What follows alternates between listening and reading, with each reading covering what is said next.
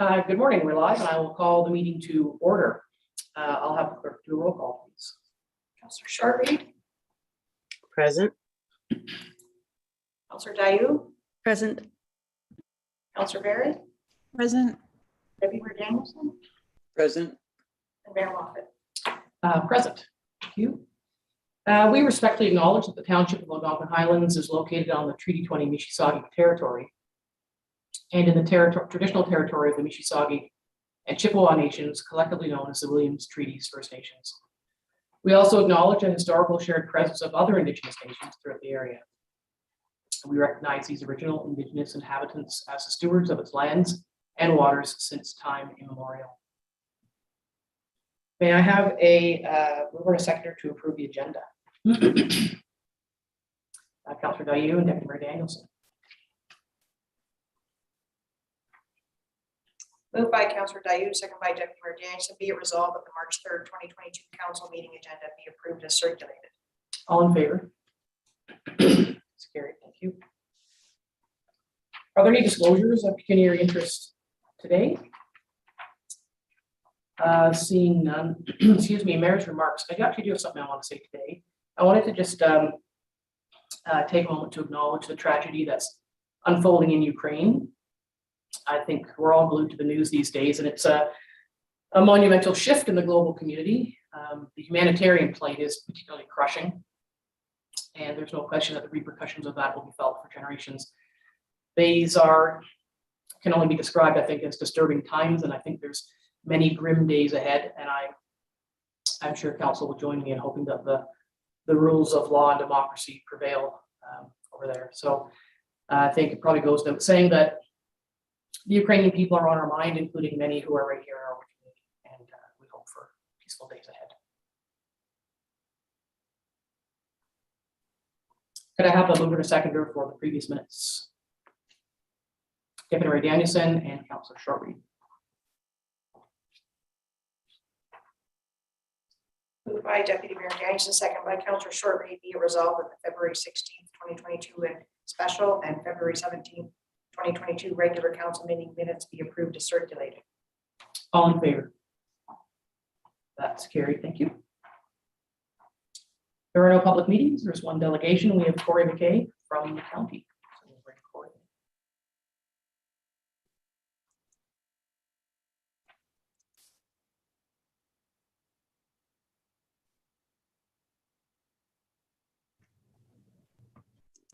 Good morning, Corey. Good morning, Mayor Moffat and members of council. You are here for the adaptation plan, so if you would just take it away. Yeah, thank you. Today I'm presenting a draft of the corporate climate change adaptation plan as was presented at the last county council meeting. So looking for comments and feedback from council.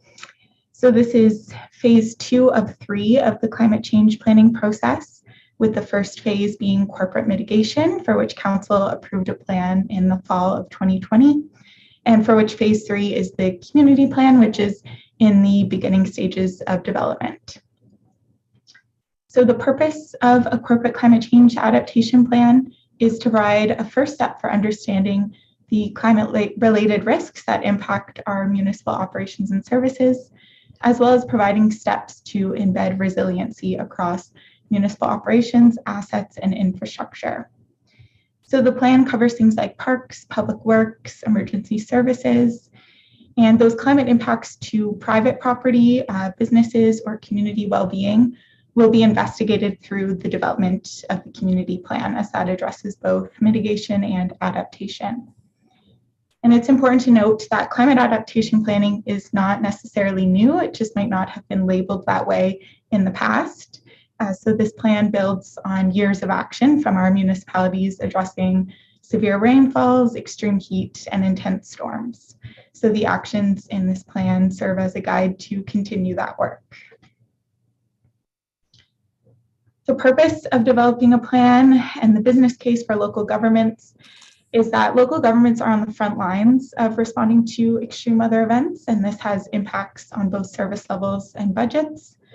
And local governments have a variety of mechanisms under their control to influence climate change adaptation, whether that's education and outreach, policy and program development, or capital investments.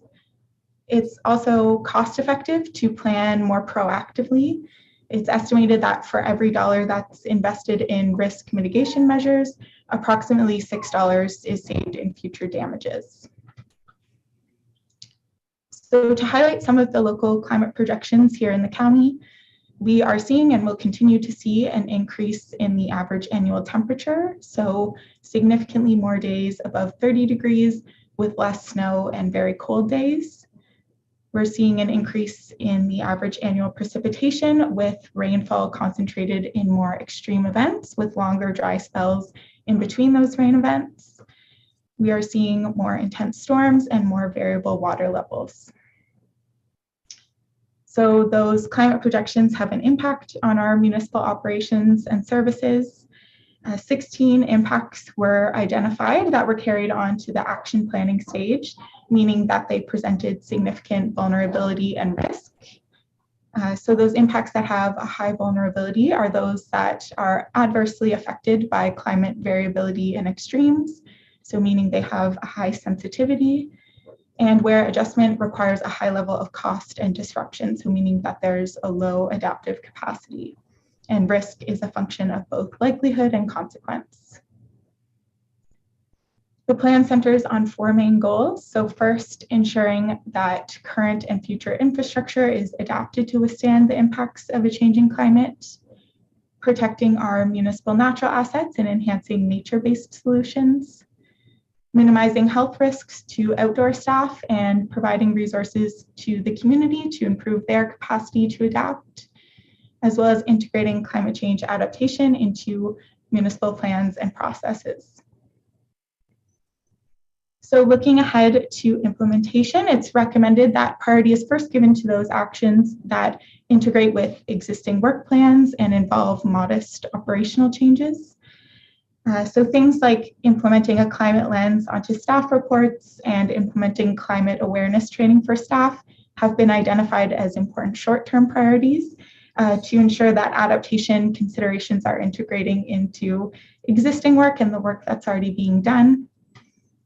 It's recommended for those actions that involve more resources and staff time that a more comprehensive implementation plan that spans all 3 phases of climate change planning is developed upon completion of phase 3 of climate change planning. And it's recommended that there are annual progress updates to councils. So I believe every fall there are updates on the corporate mitigation plan. So implementing updates on this plan into those updates to council, as well as conducting a 5-year review of the plan itself. So looking for any comments or feedback on the plan from council. Thank you. Thank you, Corey. It really is a terrific plan and appreciate your work on it, and look forward to what comes forward for implementation at this level. And I'm sure Councillor Gaillou, as our member of the committee, will make sure that we're held to account on that. Jen did actually, during our budget discussions, keep a list of the budget decisions that we've made that had some sort of environmental or climate connection, and it was quite an expensive list. So I think we're well on our way to doing our best. Does members of council have any questions of Corey on the plan or what it means or how it will work? Deputy Mayor Danielson? I guess one of my questions would be when it comes to educating and training staff on issues of climate change, where that responsibility would lie, who would be doing that training? Yeah, through you, Mayor. I believe myself. I think that's something that is in the work plan for hopefully this year, is to not only develop a program, but ensure it's refreshed frequently enough so that when staff turns over, that we're keeping on top of the training and implementation. Councillor Barry. I have a question and a clarification. Just wondered what is in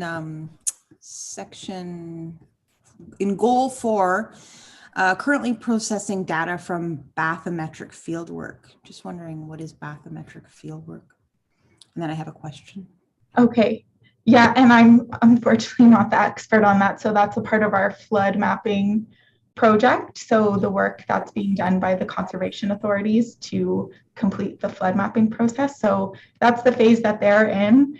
I'm not an expert on bathymetry, but it's something to do with the shape of the lakes and rivers in order to model the flood mapping. That's exactly what it is, Corey. Yeah. Okay. It's topography underwater. Okay. Okay. Yeah, so it allows the that project to understand how water will move at different levels and what impacts it will have. But as Corey explained, it was, you know. That's super helpful. My question was in regards to wetlands and if that will be captured within some of the goals and recommendations. I didn't see that specifically, so I just wondered if that will be captured. Yeah, through you, Mayor. I imagine wetlands will definitely be a big piece of the community plan, as this is the corporate plan that just focuses on our municipally owned properties. And so all the rest of the properties in the county will be covered within the community plan, and our natural assets, including wetlands and forestry, will be a significant piece of that plan. Thank you. Any further questions of the report and plan? May I have a mover and a seconder to receive it? Councillor Dayu and Councillor Berry.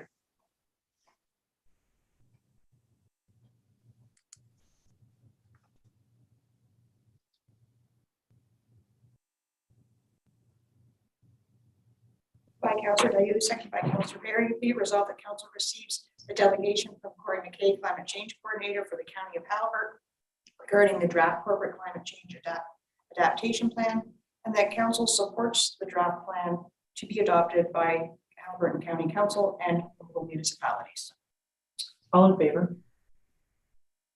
That's carried. Thank you. Thank you, Corey. Thank you. There is no building a bylaw business, so we'll have Mr. Card come in for Parks, Rec, and Trails business.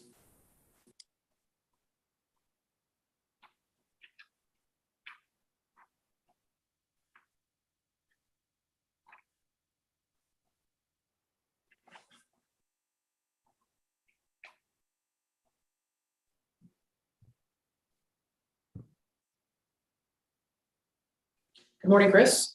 Good morning, Mayor and Council. You have a report for us about the tower reopening and recreational programming. That's right. So essentially what I'm looking for right now, and details are really laid out in the report, is approval to go ahead with reopening the Dorset Tower and getting going again with our recreational programming, which for the most part, many of which have either been altered in some way, shape, or form due to the pandemic, or in some cases canceled. So we had previous discussions at council about in relation to the Dorset Tower. The big concern being during the pandemic, of course, managing large groups and numbers of people during the fall colors, and what we wanted to do to ensure we'd be able to do that is have a pre-sale ticketing system in place, which we've now just finalized in addition to our contract with Camus Inc. on at council's last meeting, which will be available to be used for the fall. Provincially, COVID regulations have been recently changed, and in many ways, a number of restrictions that have been relative to programming and these types of attractions have been eased. At the last EOC meeting, I had asked EOC to review the various programs and the possibilities of the tower opening as well, to get their feedback. We're not meeting anymore. They did give their blessing for going ahead with opening the tower and getting recreation programming running again, and just staying in touch with whatever the regulations are for COVID at the time. And their recommendation and my recommendation to council is to move forward. In addition to that, also looking for council's feedback and input in the absence of the EOC, who in the past has, throughout the pandemic, been making decisions as I've brought them forward, as things have gone up and down in relation to all of these things.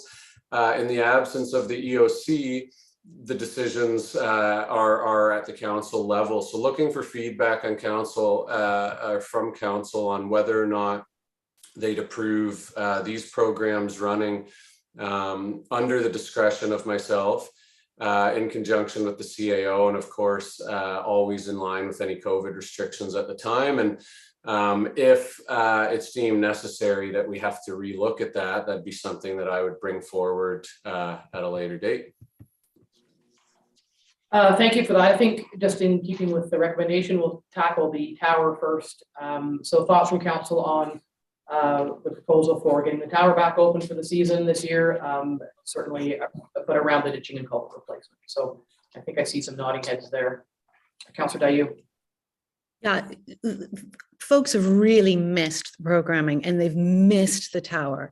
And I wholeheartedly support us planning to reopen. And as Chris said, if things change, then different recommendations will be brought back and considered that time, but I'm fully in support. Yeah, thank you. So that's yes on the tower and then the programming, and everybody's okay with Chris's hand in the air to ask a question. Thank you, Mayor. I did forget to mention in relation to the tower, we do have to do road work there this year. It is part of the asset management plan to do the ditching, culverts, and the resurfacing of the road.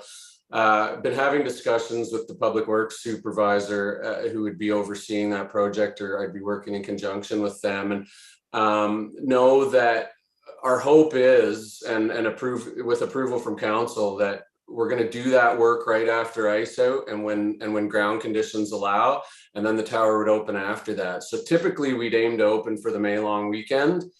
Depending on how thaw happens and when we're able to get that work done, it may be a little bit ahead of that.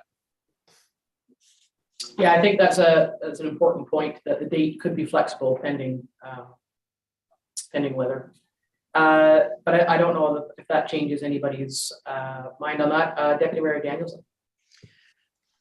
No, it doesn't change my mind at all. I agree that I really like to see the tower reopening. I know everybody's missed being able to go up there and enjoy the the facilities there. And Chris is more than capable of making decisions about programming as we go forward. I just kind of wondering or hoping that at some point when we kind of get back to meeting in a more normal way, that the Recreation Committee will be sort of folded into that process wherever it's appropriate.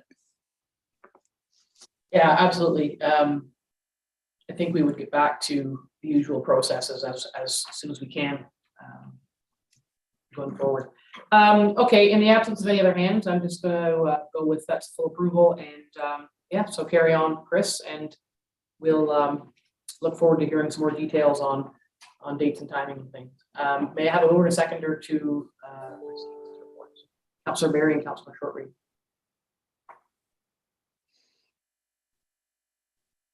Moved by Councillor Berry, second by Councillor Shortreed. Be it resolved that council receives report PRT 7 Dorset Tower reopening and recreational programming restart, and the council directs staff to open Dorset Tower following ditching and culvert replacement. And finally, the council directs staff to continue with previously canceled programs based on their discretion relative to COVID-19 restrictions. All in favor? That's carried. Thank you. Thanks, Chris. Thank you. Public Works business is next, so we'll bring in Melissa.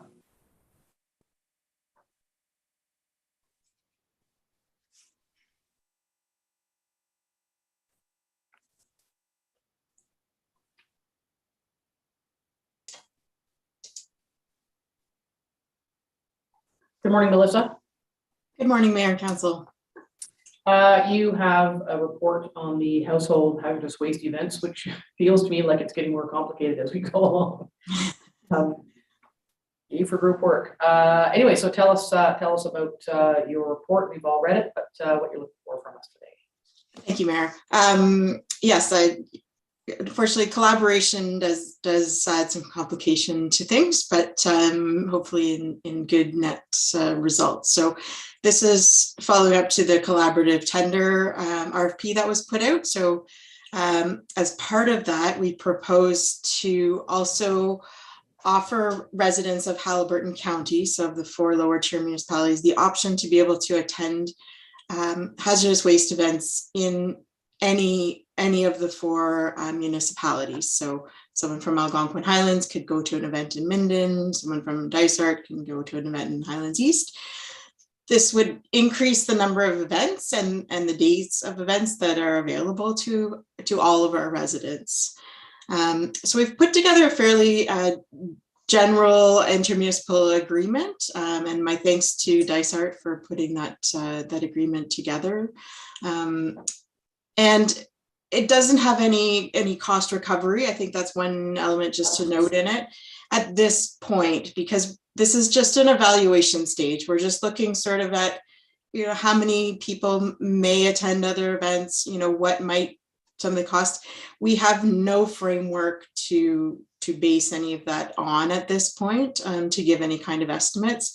So to put an agreement together that included any of that would have just been a bit of a shot in the dark. And so we went for more of an approach of let's see what happens, and we can talk again later. And as we develop future agreements, we can look at incorporating that into future agreements. The second element of the report is that our program in Algonquin Highlands is a little bit different than programs that are offered in the other 3 municipalities. So we do need just to consider some changes to keep in line with that, so that all residents are sort of being offered the same costs and experience across the board, that we're not putting any undue burden on any other municipality because our program is a little bit different. So automotive batteries and fluorescent light tubes are 2 materials that we handle differently than the other municipalities. And I've put together some suggestions there, and I'll ask for your direction whether you want me to go through those with you or if you just want to ask questions. I think what we'll do is just first of all just look for consensus on the batteries. It makes sense to me. That's an increase in service to include the batteries, and that makes sense to me. Looking for thoughts from council specifically on the batteries, just the automotive batteries. I see nod. I see nods. So I'm going to say that's a go. I wanted to explore a little bit on the light tubes, because my concern is, this is certainly not a hill I'm going to die on, but my concern is because we have handled them differently and have allowed them in the past, that it might feel like a reduction in service.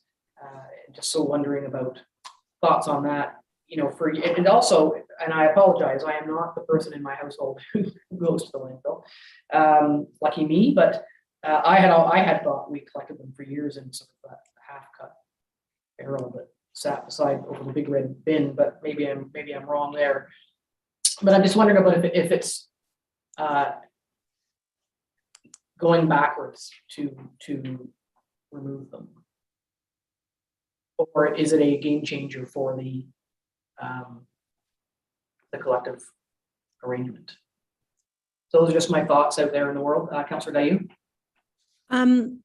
Melissa, do you fear that if we were to discontinue them, that folks would find a way of just breaking them up and putting them into the landfill with the regular household waste? If I may, that's a concern with any change in materials management. Obviously, that it does get diverged to waste. We're not eliminating them entirely. They still would be accepted. It would just be a matter of bringing them to hazardous waste events. So, and not only that, but they could bring them to now any one of the other events in the other communities as well. So it's a change in service, certainly, and that is something to be appreciated, and that some education needs to go along there.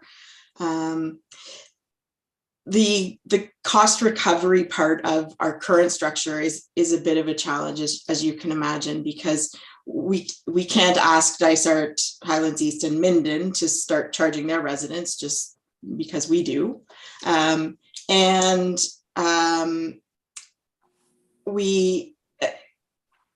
I mean, we could go to just eliminating the fees again. That's obviously not going to be a very popular idea as well, because people have been paying fees for a number of years, and then suddenly to remove them. I mean, it is certainly, you know, an option there, and to accept them year round.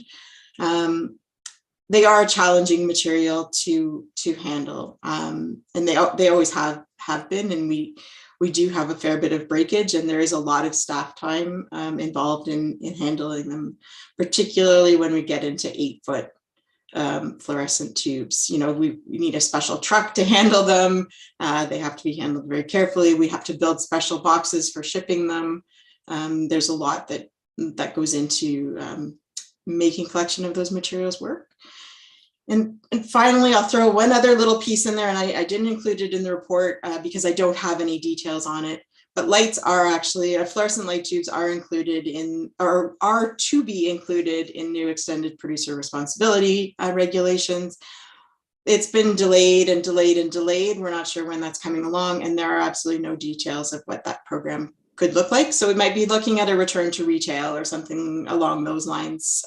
So this may just be a temporary measure. I mean, we can keep our fingers crossed that it won't be a municipal burden in the future. So lots of considerations there. And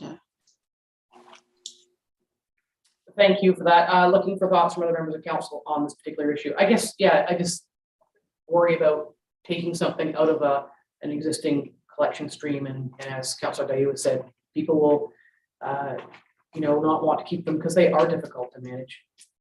I don't think the average residential property owner has 8-foot tubes, but lots of people have 4-foot tubes, and they are difficult to keep and hang on to for a period of time until there's an event. Councillor Barry.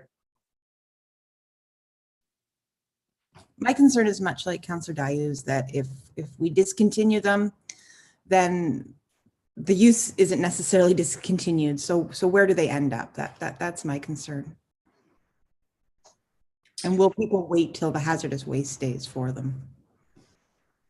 Now, if there are, Melissa, the hazardous waste days, I'm assuming, I know how ours work in Algonquin Highlands, but I've never paid attention to what the dates are in other communities. Are they also on, you know, longer weekends, or are they scattered throughout the year? Is it the case that you only have to wait, you know, 4 or 5 weeks for these items, or are the hazardous waste days similarly dated in all the communities? How many times a year would you have a chance to dispose of these items? if I may, in all of the communities, hazardous waste events are during the summer season. It's just a bit challenging to have them during the winter, but they are more regularly scattered throughout that season by expanding to the other communities. And there are events. Minden holds events on weekdays and with a little bit different timing. And if you don't mind, I just to comment sort of on the materials and whether they would become waste. So the one consideration that we have there is how much cost factors in that. So if you bring bulbs to a landfill site, you pay a tipping fee for them. It's 50 cents a foot for them. What I'm proposing is to remove that fee and allow them to be accepted at no cost at hazardous waste events. So that provides the incentive to hold on to them. And not bring them in on a day, on a regular daily basis. So how much that's worth, that's a hard challenge. There certainly was some pushback when we put those fees into effect. So I suspect there might be some people who are quite happy that those will be removed. Yeah, I think the concern is the environmental impact over the fees. I would think that the fees are not so much to be worried about as the them getting broken up or thrown in regular landfill. The CAOs are hand up. Angie? There are 14, just to answer that question, there are 14 events between May and October throughout the county. Okay, so we're not receiving unanimous hurrahs about this, Melissa. You can hear that there are some concerns about, diversionary impacts and what might be considered a service reduction. What are your thoughts on that? And if we do something different, does it negatively impact the agreement that the municipalities work so hard to put together? I guess that's the bottom line.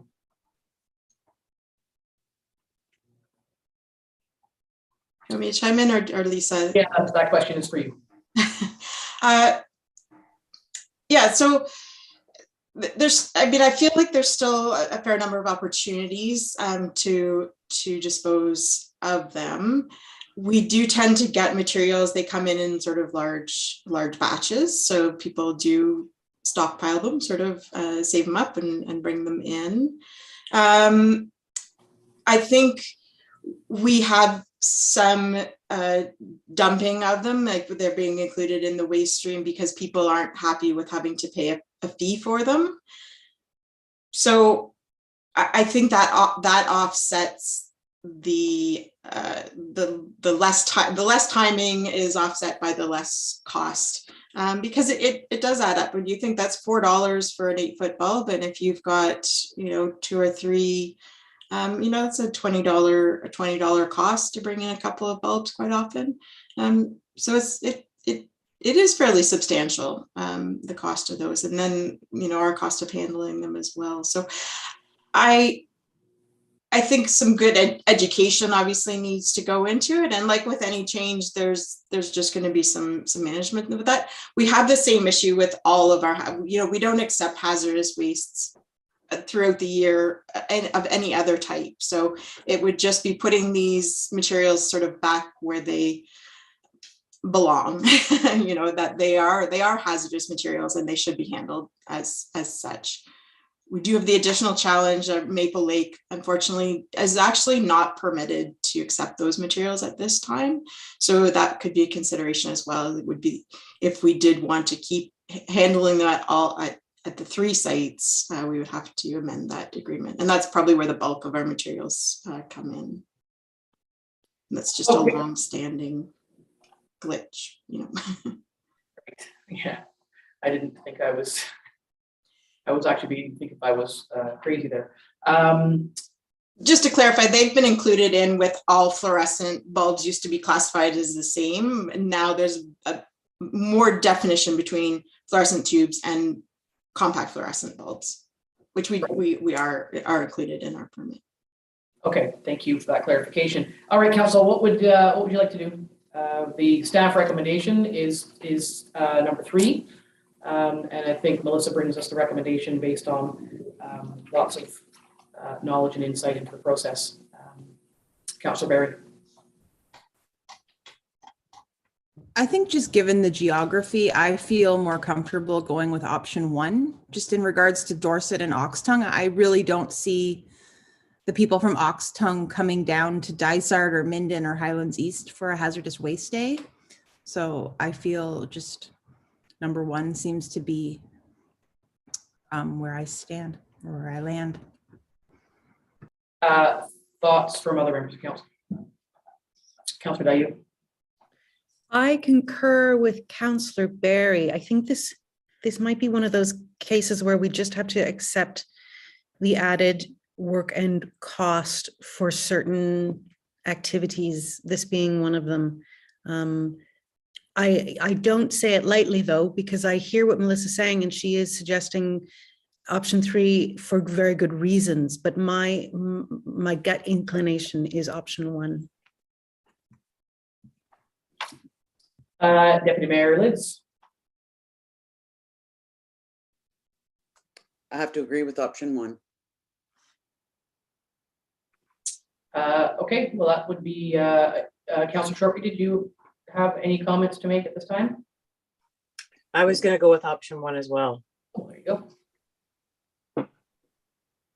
Melissa, is your hand in the air or your name's across? I can hardly see your hand because your name's.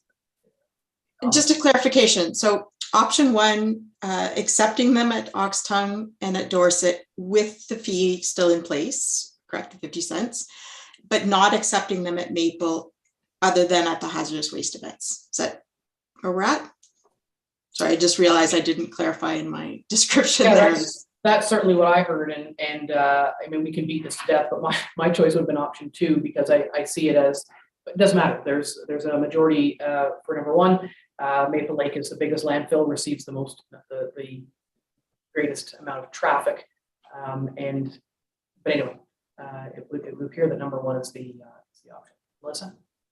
We would, you certainly could do a hybrid. We could have one, and then the next time we're applying for an ECA amendment with Maple for some reason, we certainly could include them in there. And then that would be with fees, except for at events, and then at events with no fees. Am I correct? Yeah, to me, that makes the most sense, because I'm still floundering a bit with what feels like reduction of service or an inequitable application of processes in our 3 communities. So we know that ECA amendments don't happen in 24 hours, but I based on all the work we've done and the consideration we've given to environmental issues and landfill issues, and runs the gamut of choices that we've made, and I'm happy to support number 1 myself, with the caveat that you're right, next time there's an ECA amendment or something needs to be changed, that we include Maple Lake. It does seem unusual that you would make changes to the location that is the biggest and most attended. So looking for thoughts on that in support of our continued work toward diversion and environmental issues. Deputy Mayor Liz. Yeah, I totally agree. I was rather surprised to see that we don't accept them at Maple Lake, because it is our biggest landfill, and there's obviously an inequity in our operations. So I would definitely like to see the next time that we're working on updating or changing our ECA amendment, I'd like to see us try and make an amendment there. Anybody else want to weigh in on that? It's Barry. Yeah, no, I support my hesitation with number 2 was, if we do number 2, we all know how long things can take. I just want clarification that they will be accepted at all hazardous waste days at no fee. That's correct. Yeah, that's still the intention, is it not, Melissa, that regardless of where they are accepted year round on hazardous waste day, they are allowed at all? Perfect, thank you. Okay, so it is definitely a hybrid then. I think the clerk has to craft something around that. 1 and 2. 1 and 2. Okay. Any further thoughts or comments on this initiative?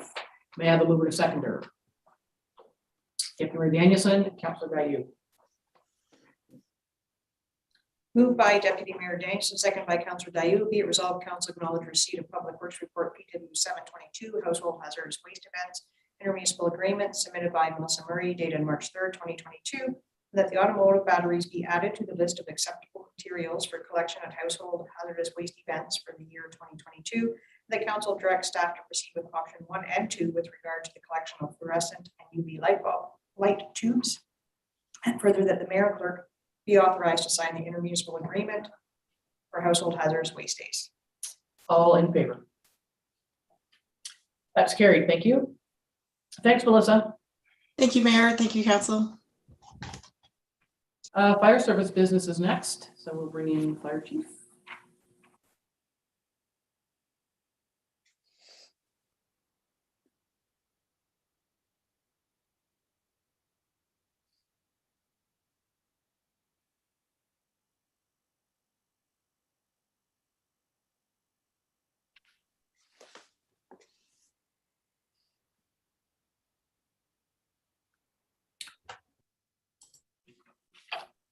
Morning, Mayor, Council.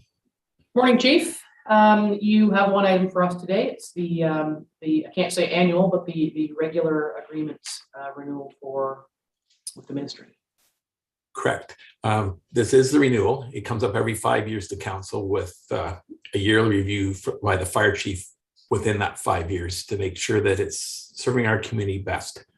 Just to highlight a couple of items that do get covered here under this agreement: municipal property that's not very accessible for us for various ways would be done by the well, I should give you the whole name of it. It's the Aviation, Forest, Fires, and Emergency Services. So they'll do that for us. And in turn, we cover some Crown property that's easily accessible to us with not putting us at risk of large fire situations. So they balance them both out, and we actually cover enough area or hectares that AFFES will pay us for covering their area for this year or every year. This year, it works out that David gives a check for $3,254.71. We still have our exchange program going forward based on fires, Crown fires and municipal fires. Last year, we had 0 that resulted in change of amounts. The most important part of this is with the agreement, if we are required to bring in the AFFES service for this, we get a 50% discount on the rates. And the second feature of that is if we require an item like a water bomber, if we don't have the agreement and it came out of Sudbury, we'd be charged for the time from it left Sudbury till it got to the scene, did the fire, and returned to Sudbury. With this agreement, we only pay for over fire time. So it actually it's also an insurance policy we have for the municipality. So all our areas that we're covered are based on a mapping system that we've been using for years. Every year we do have the opportunity to adjust. We just got to be careful how much Crown land we take on. We don't want to put the burden of our firefighters having to spend days going to a bushfire. So the recommendation is to continue on as we have in other years. Thank you for that. Deputy Mayor Danielson. I can definitely see the benefits to an agreement like this. I'm just wondering if there's ever a circumstance where our firefighters would have to cover a greater area, and the amount of money that we're being compensated isn't sufficient. If we were to get to go to Crown property, and for example, if their cruiser's tied up another Crown fire, they would pay us an MTO rates, which would be $508 an hour per truck to be on scene for that call. They do have a lot of resources to bring in, so it would be a short-term situation if we were to do that. Okay. Thank you. Thank you for that. Any other questions from council on the agreement renewal? May I have a mover and seconder? Councilor Barry, did you have a question, or are you moving and seconding? I just wondered if there's any shared service in training. Is there any financial impact with that? We do our yearly S100 training, which is required as being part of the agreement. And that is, we're fortunate because in our Stanhope Fire Hall, we have 3 current M&R employees that are on the crews. Plus our training officer is history of being on the M&R. So we are very up to date and current on our forest fire techniques. Okay, great, thank you. Anything further for the chief? May I have a mover and seconder? Councilor Barry, Councilor Shortreed.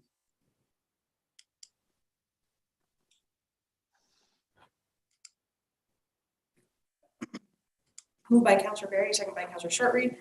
Be resolved that council receives report FD 622 regarding municipal forest fire management agreement submitted by Michael French and dated March 3rd, 2022. And further, the council authorizes the mayor and clerk to execute an agreement between the Township of Algonquin Highlands and Aviation, Forest Fires, and Emergency Services. All in favor? That is carried. Thank you. Thank you, Chief. Thank you. Enjoy your day. Thank you. Planning business is next, so we'll bring in the planner.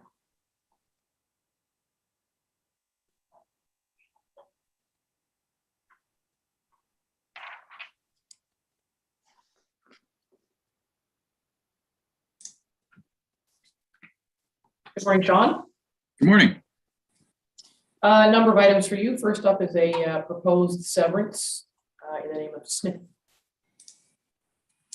Yes, this is a proposed severance for a property on Buckslide Road. The property is currently 22.4 acres in area with approximately 970 feet of frontage on Buckslide. The lands are currently vacant, and they are proposing to create 2 new rural lots with 1 retained rural lot. A portion of the lands is designated as an unevaluated wetland, so I am including a recommended condition where an environmental impact statement would be required to ensure that no negative impacts would occur to that wetland feature as a result of this proposed development. I have also included a number of our regular standard conditions. I am recommending approval in principle of this application, but I'm happy to answer any questions if council has any. Thank you. Questions from council on this application? Councillor Barry. Just a question of clarification in regards to the wetland. One of the portions, or possibly two of the portions, will have wetlands within them, but all of the properties are sort of directly across from what looks like a substantial wetland. Is there consideration for that, even though it's not on the specific parcel? I believe the intent of the study would really be for the wetland feature on site because it is unevaluated. So that study will delineate the boundaries of that wetland feature, and it would likely include recommendations to prohibit development within that feature. I don't believe it will specifically address any wetland features off of the property, but that's something I can certainly look at. Yeah, and I wonder, interesting question, Councillor Barry, because it is a substantial wetland across the road there. Now there is development, existing development around the larger wetland across the road. What would setback requirements be, if any at all, Sean, for either of the wetlands that are on the proposed severed parcels or across the road? Generally, from any body of water, it's a 30-meter setback requirement. In cases like this, where there's an evident wetland feature, it would be rezoned to environmental protection zoning, which would prohibit any development within that specific feature. And generally, there's a 0-meter setback from the boundaries of that EP zone. But a 30-meter setback from any water features actually contained within that. So there's no, I mean, it's 30 meters, it's 30 meters. There's nothing different because it's a wetland. It's the same. It's a body of water. Yes, that's correct. That's what I was looking for. Councillor Barry? So overall, this parcel would go from one parcel to 3 parcels directly across from a wetland? That is the proposal, yes.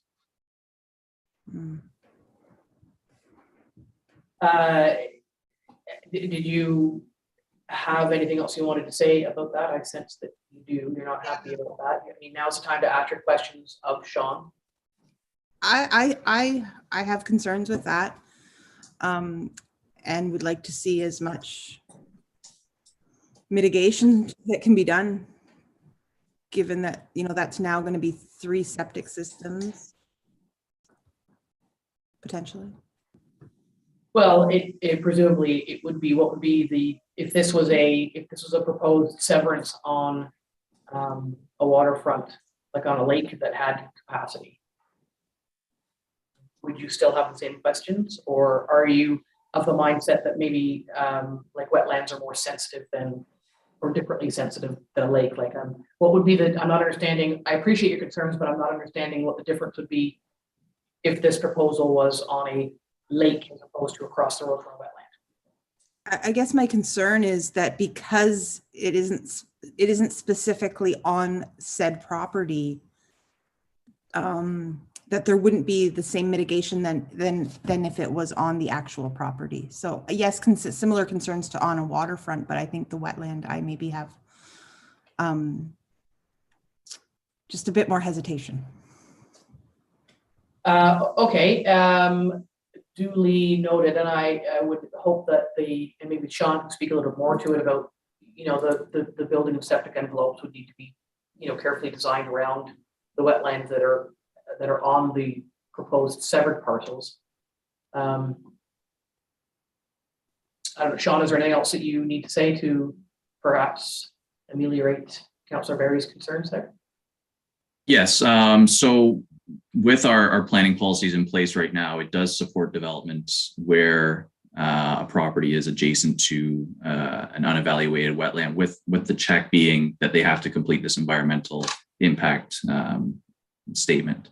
So the intent of that is to reduce the possibility of any negative impacts to those wetland features. So I will have to review if we can include wording in the condition to specifically address the feature off of the property. I know we can certainly include the study to be evaluating the unevaluated wetland on the property itself, but I'm not sure about the wetland that's off of the property. I'm going to go to the CAO and then to Councillor Dayu and then Deputy Mayor Daniels. Just in thinking about this, and Sean, maybe you can help me out on this, is if there are mitigation efforts on the property because there are wetlands on the subject property, wouldn't that be sufficient? If it's going to be enough to protect the actual developed property, wouldn't it be sufficient then to protect anything beyond that? I would suspect so, yes. In this particular piece of property, it's not flat. So the proposed severed pieces of property are sloped property. The wetland would be on the top. And to Councillor Berry's point, if I'm visualizing the properties correctly, her concern would fall within, there being runoff drainage toward the road and across. I think that's what she's talking about. I am familiar with the property, but I might be visualizing slightly incorrectly. But anyway, so I don't know, Sean, if there's anything that you can do knowing that, or if that makes a difference in the world of plan. I think having the environmental impact statement will adequately address any potential impacts on and off the property. Those are usually pretty substantial reports with good recommendations that really would contain any drainage from the property onto the site, as well as recommending septic locations. And I'm quite confident they would note that there is a wetland feature across the road. It's likely tied into the one that's actually on the property. But I can certainly address that with the applicants and their agent. Okay, I'm going to go back through the hands. I have Councillor Dayu first and then Deputy Mayor Daniels. I'm sorry, Sean, if this is a repeat, because I'm now just a little bit twisted with my setbacks. Would you kindly reconfirm, is there a setback for a wetland body of water, such as the one we see on the GIS, similar to the setback from a lake waterfront? Or is that the 0 meter setback that I heard earlier? So our zoning bylaw requires a 30-meter setback from a high water mark, and a high water mark is defined as what would normally be a regulated elevation on a particular body of water, or it also would include the boundaries of vegetation where it clearly changes to what could be considered a riverbed or some other body of water. So I guess the short answer is yes, there is a 30-meter setback from a wetland feature based on the boundary of the vegetation that goes around that. Follow up, Councillor Dayu? Yeah, no, that clarification, it does help, because the 30-meter setback is based on science of how nutrients from septics get to bodies of water. So without the scientific knowledge myself, I feel comforted in knowing that there would be a 30-meter setback from the transition point where the vegetation changes. Deputy Mayor Danielson. My question was similar to Councillor Dayu's in that it would be my understanding that any development that took place would be 30 meters away from any water body or any wetlands, whether it's across the road or at the rear of the property. Okay, and sorry, Angie, did you have your hand up again, or did you already spoke to that? Okay, so this is pre-consultation. Is council satisfied to allow Sean to carry forward and have that additional study done, which should likely address the concerns that we're hearing today? Okay, may I have a mover to seconder? Deputy Mayor Danielson, Councillor Shortreed.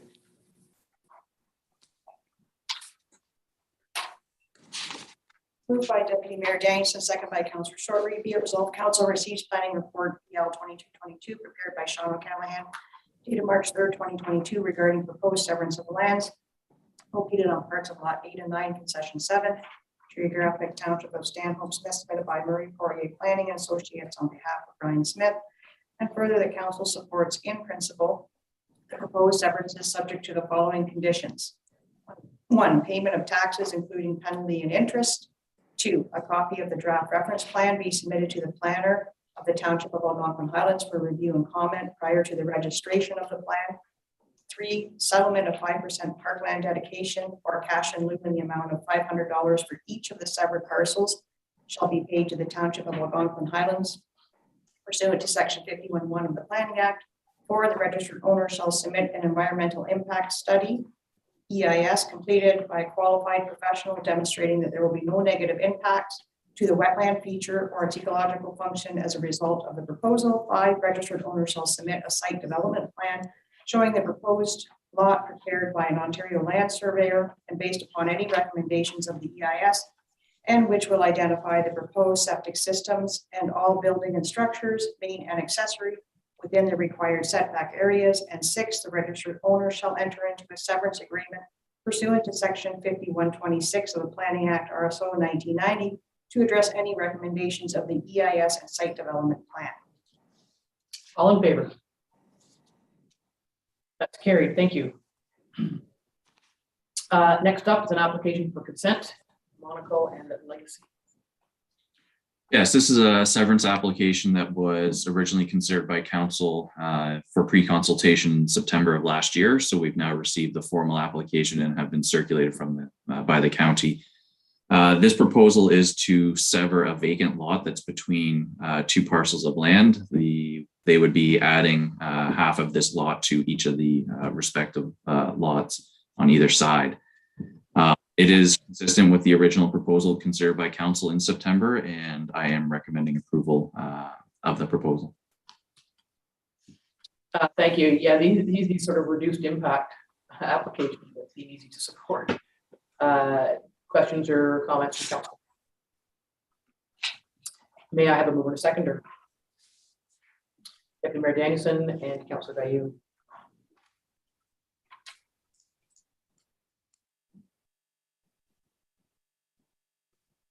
Deputy Mayor Danielson, second by Councillor Dayu. Be it resolved that council receives planning report PL 2322 prepared by Sean O'Callahan and dated March 3rd, 2022 regarding proposed application for consent located on part of Lot 12, Concession A, geographic Township of Sherbourne, located on the Ren Lincoln.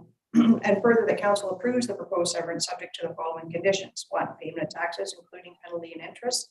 2, settlement of 5% parkland dedication or cash in lieu in the amount of $100 for the severed parcel shall be paid to the Township of Algonquin Highlands pursuant to Section 51(1) of the Planning Act. 3, confirmation of the right-of-way known as Toffee Lane will continue to provide uninterrupted access to those who currently use it. 4, a copy of the draft reference plan be submitted to the planner of the Township of Algonquin Highlands for review and comment prior to the registration of the plan. And 5, that the severed parcel merge in title with the benefiting lands. All in favor? Carried. Thank you. Next is proposed road allowance closing. My name is Smith on Big Hawk. Yes, this is the bylaw to close the shore road allowance in front of this property on Big Hawk Lake. It was circulated for comment from the commenting agencies. No easements were requested and no objections were received from adjacent property owners. Staff would recommend approval of the bylaw. Any questions, comments from council? May I have a mover and a seconder? Councillor Corey, Councillor Dayu. Moved by Councillor Shortreed, second by Councillor Dayu. Be it resolved, council receives report PL 2422 regarding proposed shore road allowance closing fronting property located at part of Lot 23, Concession 14, geographic Township of Stanhope, Big Hawk Lake, submitted by Sean O'Callahan dated March 3rd, 2022. And the council deems said shore road allowance to be surplus, concurs with the recommendation made in the said report and directs the bylaw to stop up, close, and convey the said shore road allowance be tabled for further consideration. All in favor? Carried. Thank you. Next up, another proposed road closing, Mastroni, Washington. Yes, this is another bylaw to close the short road allowance in front of this property. Again, no easements were requested and no objections were received from adjacent property owners. So staff would recommend approval of the bylaw. Questions or comments from council? Mover and seconder, please. Councilors Dayu and Short Reed.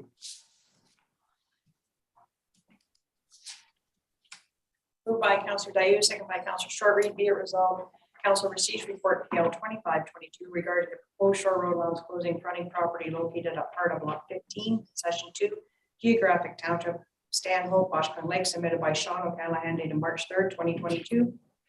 The council deems the said shore road allowance to be surplus and concurs with the recommendation made in the said report, directs Bylaw to stop up, close, and obey the said shore road allowance be tabled for further consideration. All in favor? Carried. Thank you. Next up, another closing for Schultz on Quadrum. Yes, this is another bylaw to close the short road allowance in front of this property. Again, no easements requested or objections received. So staff would recommend approval of this bylaw. Anything from council? May I have a mover and seconder? Councilor Short Reed, Deputy Mayor Danielson.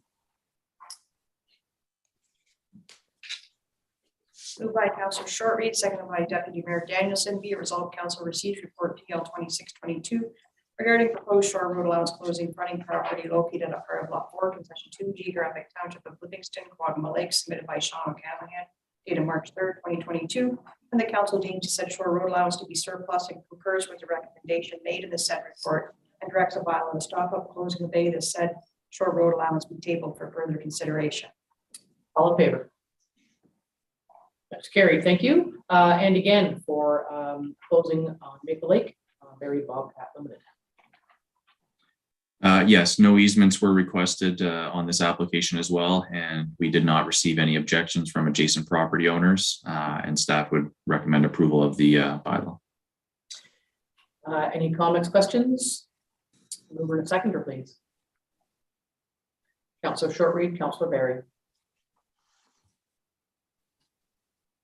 Moved by Councillor Short Reed, second by Councillor Barry, be it resolved, council receives report PL 2722 regarding the proposed shore road allowance closing fronting property located at part of Lot 26, Concession 5, Geographic Township of Stanhope, Barry Bobcat Limited, Maple Lake, submitted by Sean O'Callaghan and dated March 3rd, 2022. And the council deems the said shore road allowance to be surplus and concurs with the recommendation made. The said report and directs the bylaw to stop up, close, and convey the said shore road allowance be tabled for further consideration. All in favor? Carried. Thank you. And a joint closing application, Gorman Jones and Raymond on Cushog. Yes, this is a joint application between three property owners on Cushog Lake to close the short road allowance in front of the properties.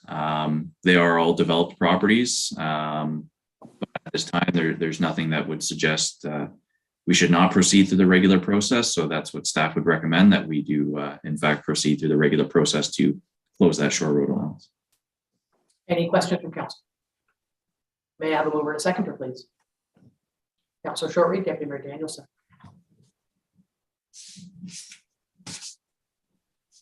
Councilor Short Reed, seconded by Deputy Mayor Danielson, be it resolved that council receives report PL 2822 regarding the proposed shore road allowance closing fronting property located at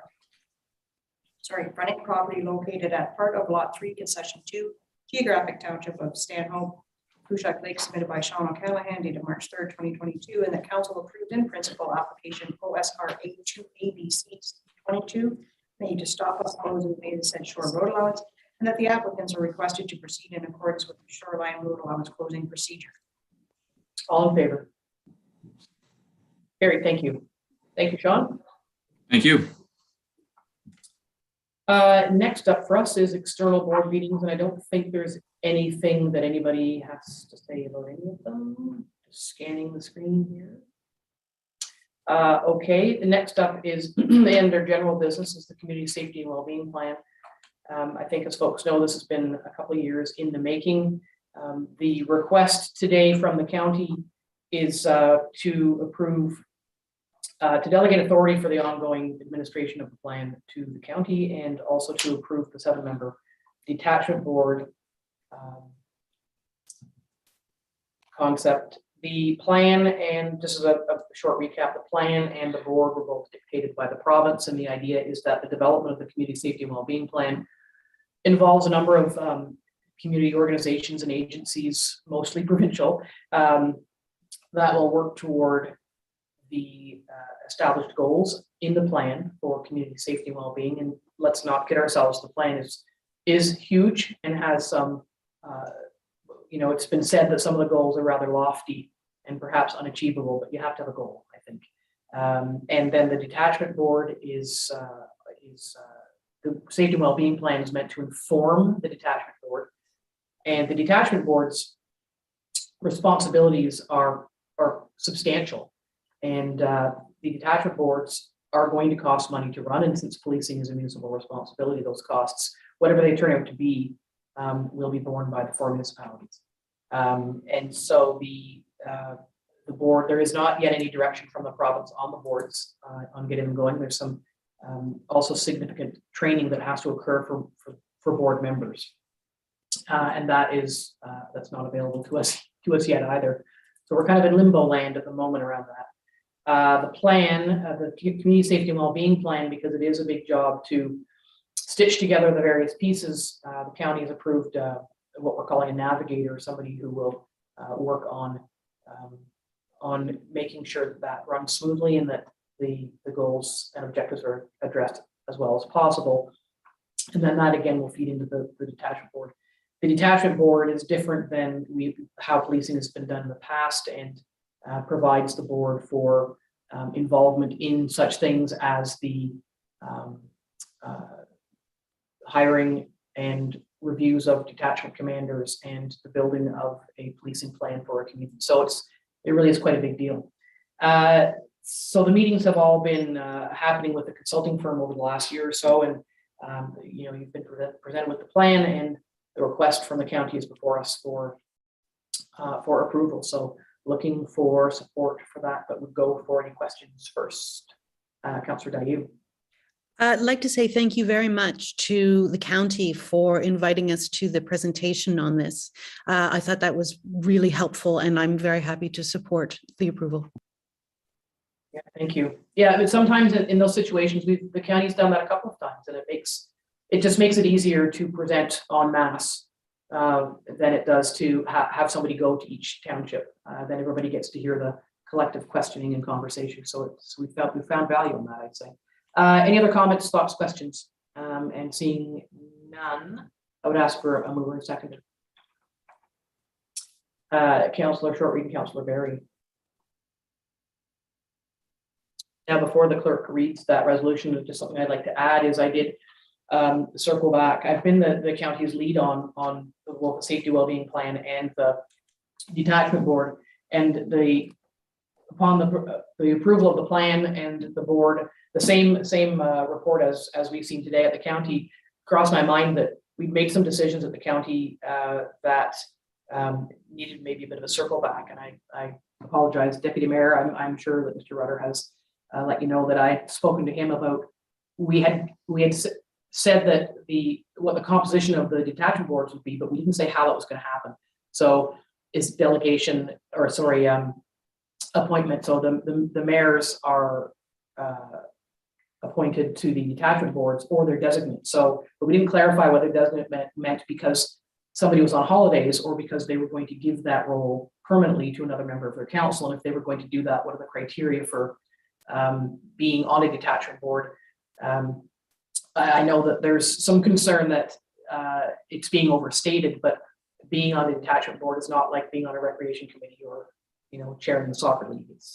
There are quite serious and important responsibilities. So there will be a report coming back to County Council at some point, just to clarify how these appointments within the municipalities should be made, and if there's going to be criteria attached to them. So anyway, we'll be seeing that at the county table, and I would assume it would then come back to the lower tiers, but I'm not sure about that just yet. But just a little update on that. Did you want to go ahead? Moved by Counselor Short Reed, second by Counselor Berry. Be it resolved, the council receives the draft community safety and well-being plan received from Mike Rutter, CAO, County of Haliburton, and further that council endorses the 7-member detachment board concept, approves the community safety and well-being plan, and delegates the authority for the implementation and ongoing administration of the community safety and well-being plan to the County of Haliburton. All in favor? That's carried. Thank you. Here's a lovely piece of news today, a $5,000 grant to the Dorset Museum, and the Dorset Museum folks have been receiving this grant from this foundation, for the Goring Family Foundation, for a number of years. So just good news. So we'll send off a thank you to them. Any thoughts or comments? We also want to join in the hurrah on that. May I have a mover and a seconder? Councillor Short Reed, Deputy Mayor Danielson. Moved by Counselor Short Reed, seconded by Deputy Mayor Danielson. Be it resolved, council receives with sincere appreciation of a donation in the amount of $5,000 made to the Dorset Heritage Museum and the Goring Family Foundation. All in favor?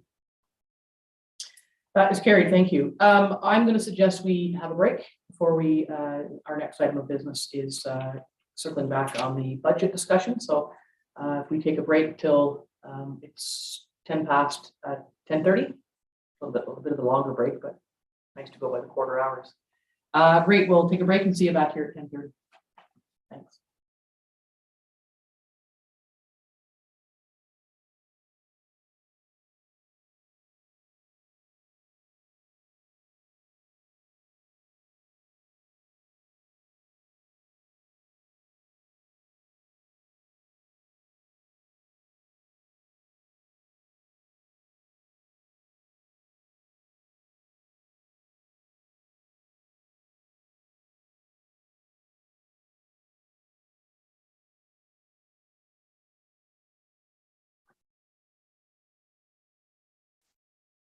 We're back live and we are reconvened at finance business number 18. So we'll bring in the treasurer to take us through the report on the budget.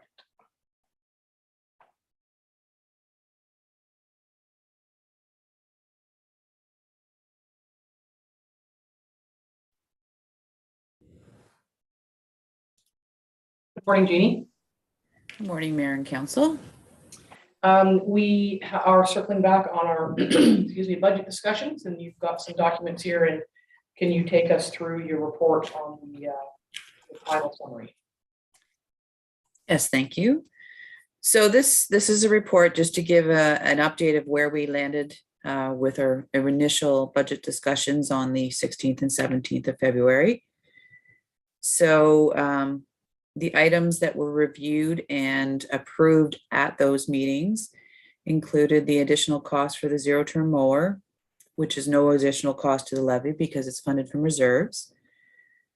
The redesignation of funds from the Dorset Rec Reserve for the mold remediation project versus the septic reserve. Again, no additional cost to the levy. The approval of the changes to the firefighter call-in pay, and wages, which is an estimated increase of $10,000 to the levy. The reduction of the term of an internal loan for the mold remediation project, with the funds being borrowed from varying reserves to be paid back over a 5-year term versus the initial 10-year term suggested, which is an increase of about $48,000 to the levy. The reallocation of funds as set out in the budget for the office space needed at Trails office. We're just going to establish a specific or a special earmarked reserve for those funds so that they don't get lost in the shuffle. No additional cost to the levy. That was already included as a contribution to reserve.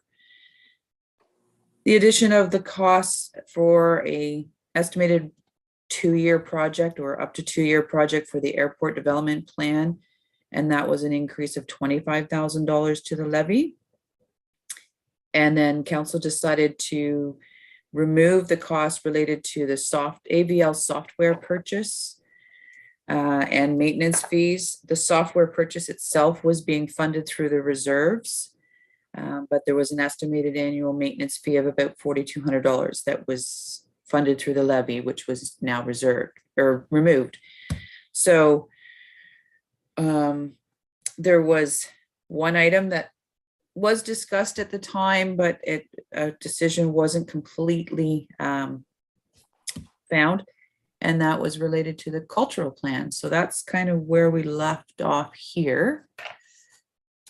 If you want to start into that, or do you want me to continue speaking to the reserves and so forth?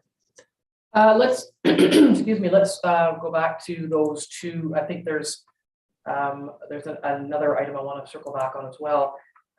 So the cultural plan, yeah, the update, I had asked if there was support for using the reserves. I think there was 10, almost 11,000, and then the annual contribution, which would provide some money toward that. And we have to keep in mind that this is an update, which is reflective of the request to council to support inclusion of First Nations primarily in it, because that's not there. And secondly, as Councillor Dayu knows, because she and I are on the committee, it's the plan is written in such a way that the committee doesn't, with all due respect, we're on it, doesn't do anything. There's nothing for it to do. So there has to be a rejigging of what outcomes or expectations might be, or more clarification there. So it's not rewriting the entire plan, it's updating it for those two reasons. So if anybody else wants to weigh in, the money was meant to, I had suggested it coming from reserves, from the reserve that's there to do that update. So looking for thoughts on that as the first item. Deputy Mayor Danielson. If you're talking, you're on mute. There you go.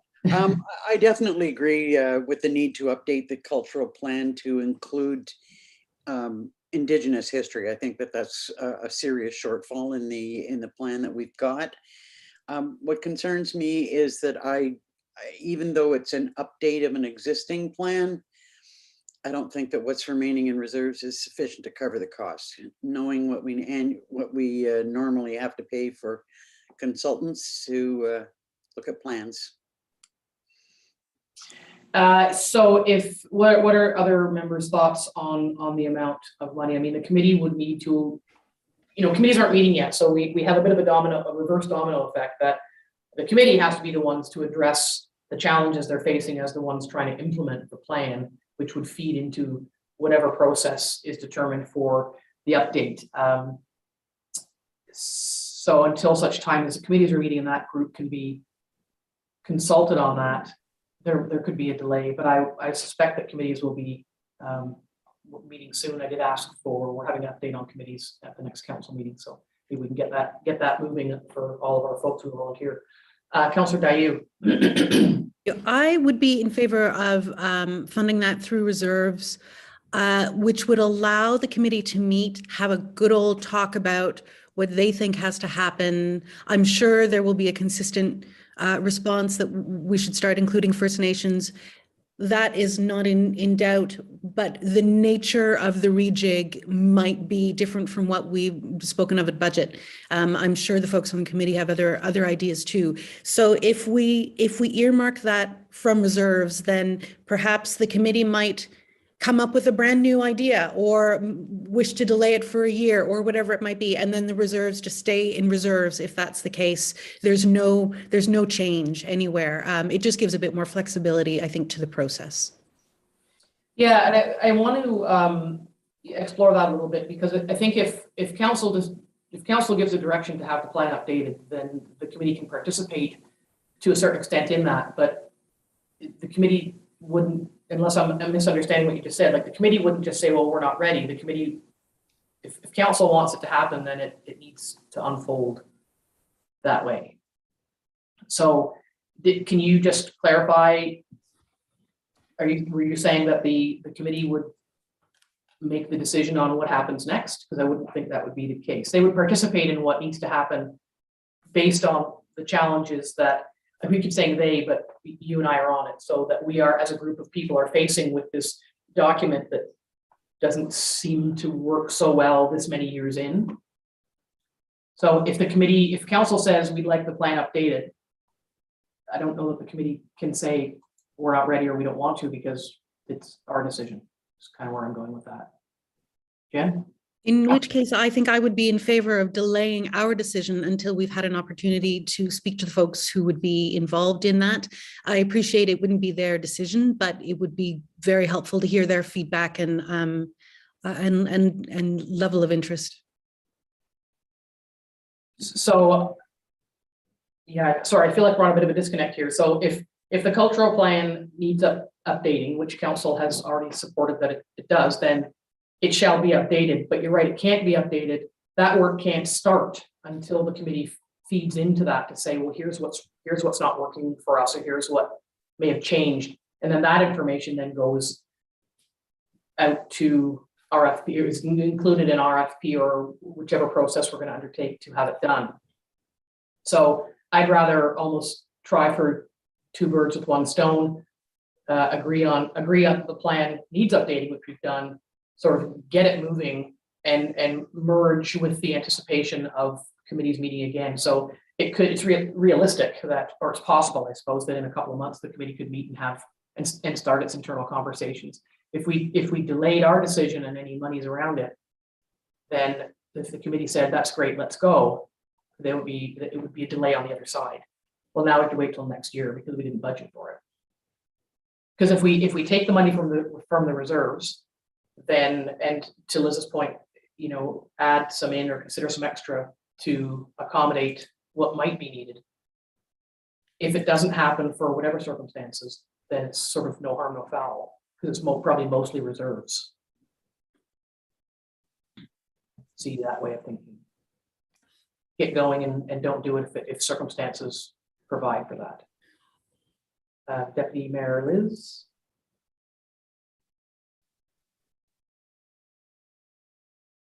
I'm a little confused because at one point you said the committee has no role. But we're talking about the committee does have a role. The committee would have a role because the committee is struggling with the unwieldy nature of the plan that exists. There's some frustration there. So you wouldn't go out and buy a new plow without knowing what works and doesn't work with the old plow. It's the same thing. Okay. That's all I'm saying is that the committee would be consulted on what's working and what's not, and what it sees as some opportunities. That information would feed into the process. Is that so? Okay, so just to carry on with that, I'm still concerned about the fact that there's not enough money in reserves to do what it might normally cost for a study, even though it's an updated study. I'm just wondering if by, you know, our having to wait and get committees in place and active, by the time they have a discussion about what they want, that this could be a project that's like a multi-year project, that we could start it this year and complete it next year. If that's a possibility, that would manage the lack of funds in the reserve without having to add to the levy. Yeah, I mean, adding to the levy is certainly at this stage of budget discussions is a concern. And it's already March. We don't know when, even if committees met again in 2 months, you're right, it might be not unlike the airport plan update. It might fall over. It might fall over into the next year. Councillor Gaillou, and then back to you, Liz. Thank you. Yes, to Deputy Mayor Liz's points, one other way of thinking about the committee not having a role is that the cultural plan as it stands now is sort of this big, beautiful map of the world of things that one would want to see happen. But a lot of the activities are not activities that the committee can undertake themselves. It relies on having other people at the county or within the lower tiers to pick up on those great ideas and undertake them. So I imagine what we'd be looking at is sort of a different way of writing that map so that there could be more teeth for the committee itself to take those activities forward. That would be because right now the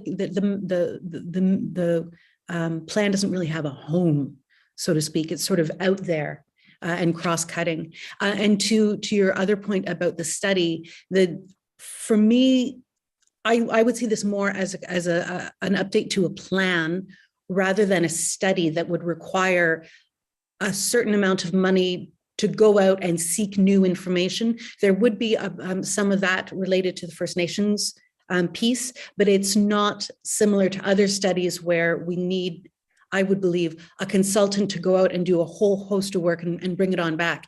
It could be more of an in-house restructuring of the good work that we've done so far, that the committee has done so far. So I totally agree, multi-year, that's likely, if not inevitable, but I don't see it as necessarily costing the same amount as a fresh study. And I wonder too, I'd mentioned during our earlier discussions on this that we have communications coordinator and bang the table software. So the significant portion of the original study was undertaken through public consultation, meetings held in different places, and video interviews of people, and none of that would happen. So it could be, the update could be framed within that engagement platform and to solicit input and updated input from the public. So I think there's definitely some savings to be found in that regard. Liz, I think you had your hand back up. Somebody had a hand in the air. Yeah, I did. I'm just kind of thinking I was sort of thinking about Councillor Dayu's comments about, the work being done in-house. And my mind went directly to Sean where it holds a responsibility for it. But, I hadn't considered the bang the table and the communications coordinator in that role. I still believe that we would be a bit naive to think that it could all be done for 10 grand. But I don't disagree with you, but I think that it's a matter of, and I think it's not 10, I think it's closer to 14, is it, Madam Treasurer? At the reserve, and then It's 10,900 in there right now, plus the 4,100 in there as an expense that could go towards it as a levy expense. Yeah, and so that's using up all of the cultural committee's monies for the year. But the only thing that I think would find support for continuing, although again, short notice or a short year, is the, I think Councillor Berry had mentioned this last time, the signage project, and that will continue. I think everybody fully supports that as a tangible outcome of the work of the committee. Then it's a subcommittee that does that work. But council could decide that should the committee meet, the signage project is suspended this year because we need to use the money to update the plan, within which the sign project lives anyway. That's the decision that we can make. And I think there's probably an additional conversation to be held about the cultural plan. We're kind of getting into the developmental weeds of an update right now, as opposed to saying we support an update, put some money toward it, existing reserves, and extra levy money, yes, no, and then we can revisit the process going forward. Today we're just assigning dollars today as opposed to processes. Councillor Gaillou. So given everything that I've heard, I would still support keeping that money earmarked in the levy for the process for this year, on the assumption that by the end of this year, we're certainly not going to be spending more than that, but it would be likely a multi-year project to be reviewed at next budget. So I wouldn't put any more money on the levy for it.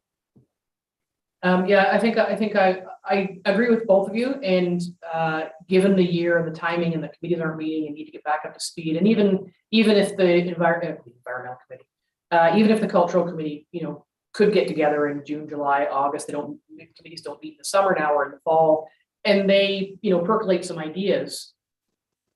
Even if you did proceed with something, maybe we develop it in 2 stages so that there's something that could happen, some preliminary work done this year, and then you use money next year to catch up.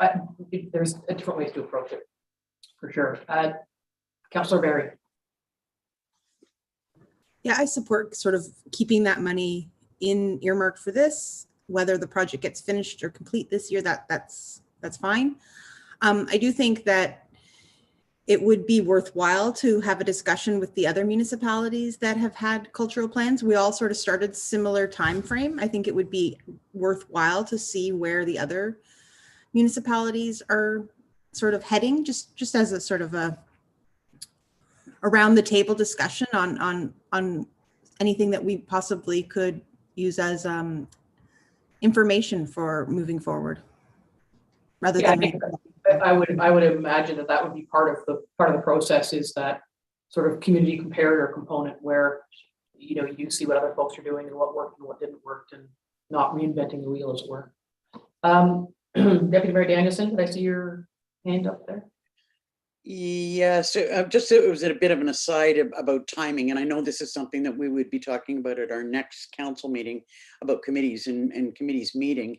But one of the things that I learned yesterday at the county's EOC was that that councils and committees, when they meet, according to the regulations, still have to be masked if they're meeting indoors as a group.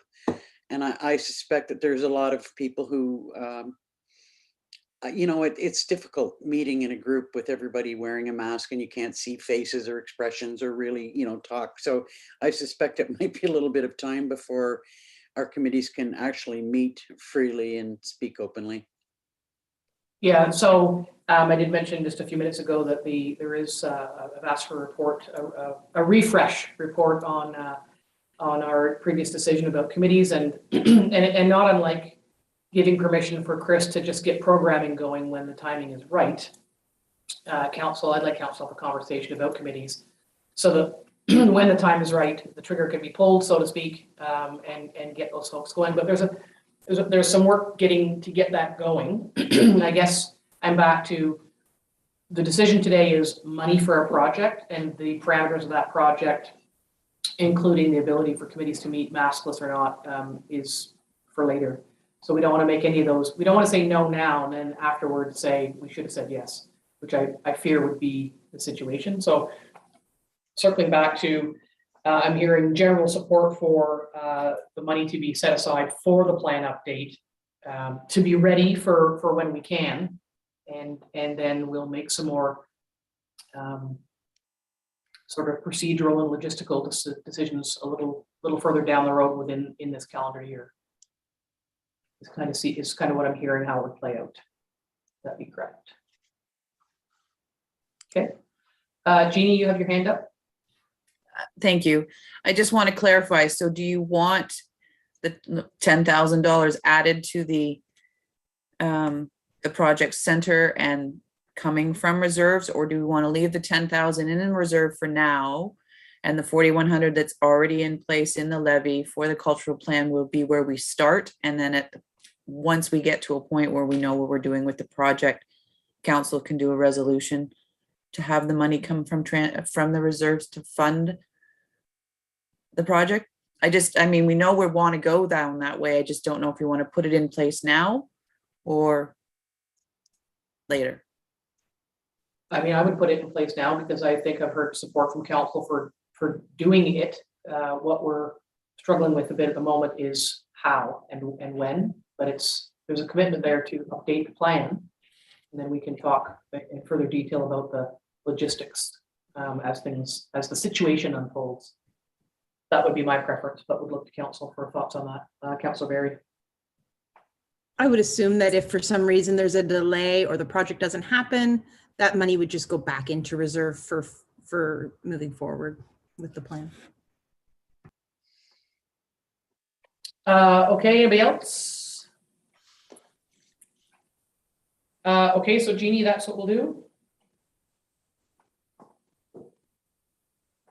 You're okay with that? And then the other thing I wanted to circle back on was the airport. We had quite a conversation about the idea of some redesign work at the airport, and I kind of got on a bit of a tear about but if we have 3 buildings that need to be fixed or updated in terms of accessibility for 2025, the question was not having the information excuse me, at hand about what happens in 2025, and so staff have confirmed that the built facility component of the act for 2025 is for new builds or renovations. So that's good news. So it means that of the 3 buildings we have that appear to have accessibility challenges at the moment, the airport being one of them, until or unless there are renovations done to them, they do not have to be up to standard by 2025. So that provides a little more little more breathing room, particularly one of them in question is the Stanhope Museum, which itself is a heritage building and it's very small. And so I know in my mind that I was thinking, I don't know how you would make any changes to that building. And that's what you'd need expert advice for. So we're circling back to the original suggestion that was presented through the Public Works budget about the airport, and whether or not to go back to that, knowing that it's not a matter of making plans for 3 buildings, it's this one at the moment.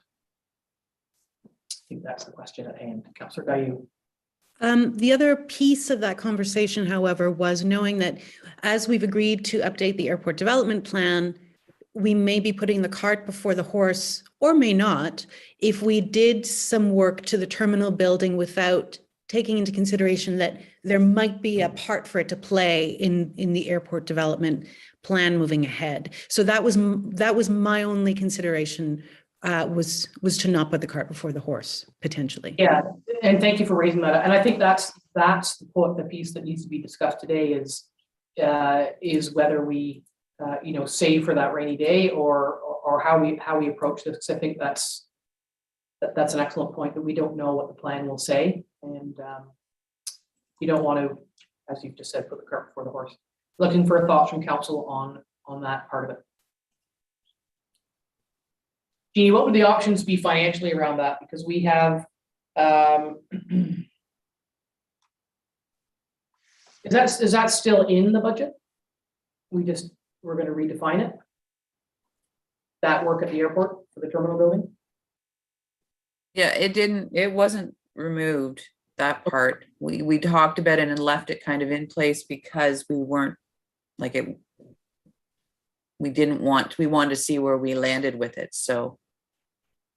Right. So there's no change then in the bottom line numbers that you presented based on how we define that project. It's being funded by the reserve, so okay, yeah. It would be a net zero in the end because we'd take that back out of, like, the contribution from reserve would be reduced to reflect the reduced expenditure. Right. So it would just change the reserve tally. Deputy Mayor Liz. Okay, so I'm seeing this as two. Maybe I'm missing a link, and my apologies for if this discussion took place when I was not here. But I see this as 2 different things: the work that needed to be done at the airport with respect to accessibility and the suggestion about windows is separate from the development plan. Yes, but it might not be. That's fair. How about that muddying your works a little bit? Councillor Donoghue. Yeah, I completely hear what you're saying, Liz. In addition to the accessibility, or as part of the accessibility, the idea was also floated of thinking of a new floor plan for the terminal building, which might include many more changes or some more changes rather than just accessibility. And so it's more attached to that. It's, well, if there's any way that the terminal could be incorporated into the airport development plan, we may not want to readjust the floor plan without knowing what that might look like. Deputy Mayor Liz. So what I'm hearing then is that we would go ahead with the airport development plan, which would guide ultimately what we do at the terminal building. Okay. Yeah, because we're the ones who can say that in the development plan, you shall include the terminal building, and you wouldn't, again, good money after bad, you wouldn't want to spend money on requirements and then have the development plan say, and you could do this in that location, and then have us say, but we just spent a whole bunch of money doing the other. Okay. Councillor Dayu. With that segue in mind, I wonder if I can ask about the 25,000 for the airport development plan coming from the levy rather than dipping back into reserves. What's the rationale behind that? Perhaps we could be reminded of that, because I do see how it could come from reserves quite reasonably. Yeah, and so when we levy one-time projects, then the money is in the levy going forward, but the project is complete. So you can levy the $25,000 this year for that. And then when that project is, when the plan is complete, the $25,000 can be reallocated in years going forward to, we keep landing on docks and landings or other things like that. So you go ahead. Thank you. And I do completely understand and appreciate the rationale behind that. But we are already levying just under 200,000 for the airport development. So this for me would be 200,000 plus 25. And I know that there's a lot of shifting around of the use of that reserve for the upcoming year, but we will be refunding that with interest. So I wouldn't see the 25 as being a burden on top of another burden. The other burden is just a temporary shift, and then that money is going to go back in. I would be in favor of drawing the 25 from the reserve, because it is a fixed and extremely important part of the airport development plan. I don't believe this is the year to increase the levy more than we need to. I completely understand the rationale for it, but I think I'd prefer to see it come from reserve. I'm sorry, I'm just looking at the reserve sheets that we provide, the updated reserves. Sorry, it's on the side. Thoughts from council on that? I mean, we had previously agreed to the 25, so this is a shift from our previous discussion. Thoughts from council?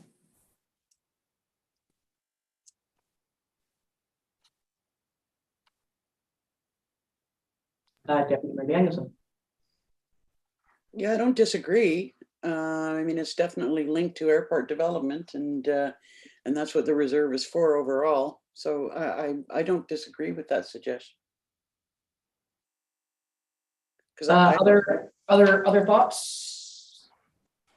Councillor Barry? Yeah, I could support that. I think it's sort of fits where things have been earmarked to date. Councillor Shortreed. I agree. We are putting enough in there that there's more than enough to cover it. I don't think much will get used this year, but this late in the day. The only thing I want to look at is, and I don't know, Jeannie, you might remember when we had the conversation about levying the money as opposed to using the reserve. Let's say we've already had this conversation. Did we have something in mind? Did we have a need in another cost center? Angie's going to answer the question. You know where I'm going. Did we have a need somewhere else that we said we could do this year and then put that somewhere else the year after? Go ahead, please, Angie. Answer my question. Put me in my misery. Yes, I believe if I recall correctly, there was talk about reallocating that to paying down the Dorset Rec Center reserve that we are borrowing, if I recall correctly. Apologies, I have a lazy loop in my budget binder and it's just exploded on me. So looking for other hands. If anybody else can, this sounds terrible. Anybody remember? It just crossed my mind that we had talked about levying the 25,000 on purpose and then using it going forward for another need that we couldn't fund this year. Jeannie's nodding, so I'm wondering if. What is it? What's the answer there, Madam Treasurer?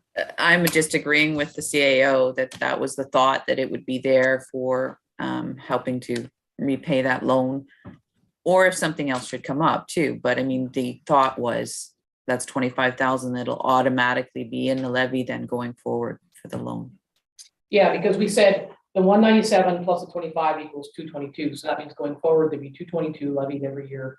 And we have used that airport development reserve. We used part of it last year.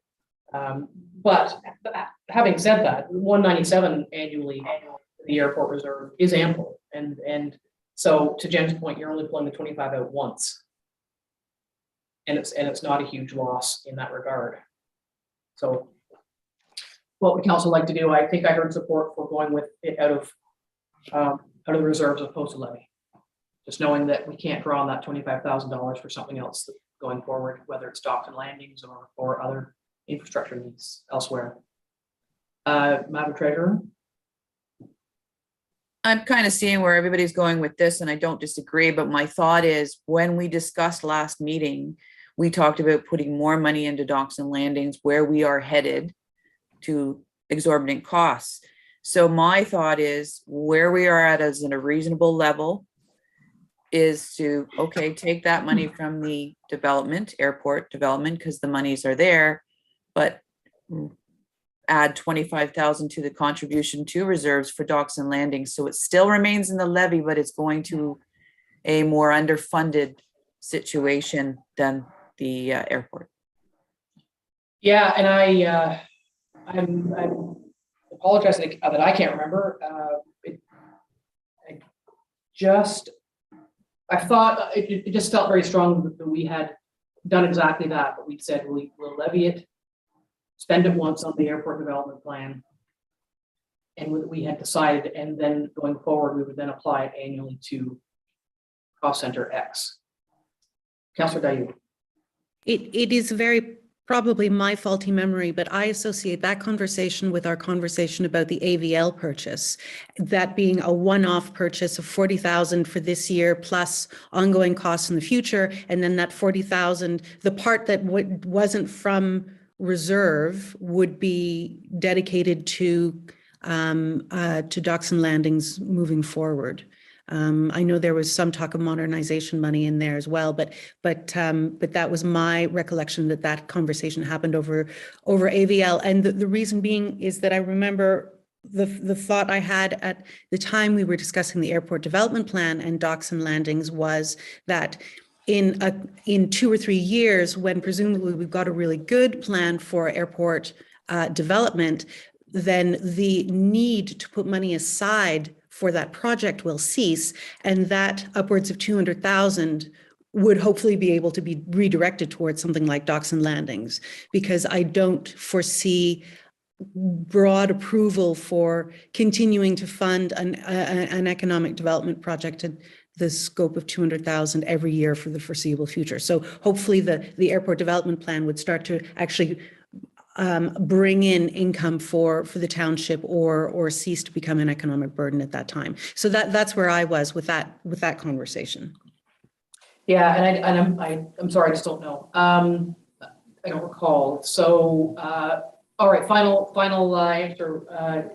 Reserves. I heard support for taking the 25 from the reserves, and just lessening that tax burden. By that amount, it's not much. $25,000 doesn't really amount to much, but every little bit counts these days for sure. So yes, for the reserve, transfer for the 25 for the updated plan is what I'm seeing. Yes. Or yes, okay. So we'll do that. And then, okay, so my updates, yeah, cultural plan and airport accessibility project, I've covered those. Anything else? I would like to circle back on the EVL. Because it is funded from reserves, just to ensure that that's where we want to go. We did have a robust conversation about that, which was great, and that I think that would be the final piece of our considerations based on the report. Deputy Mayor Liz.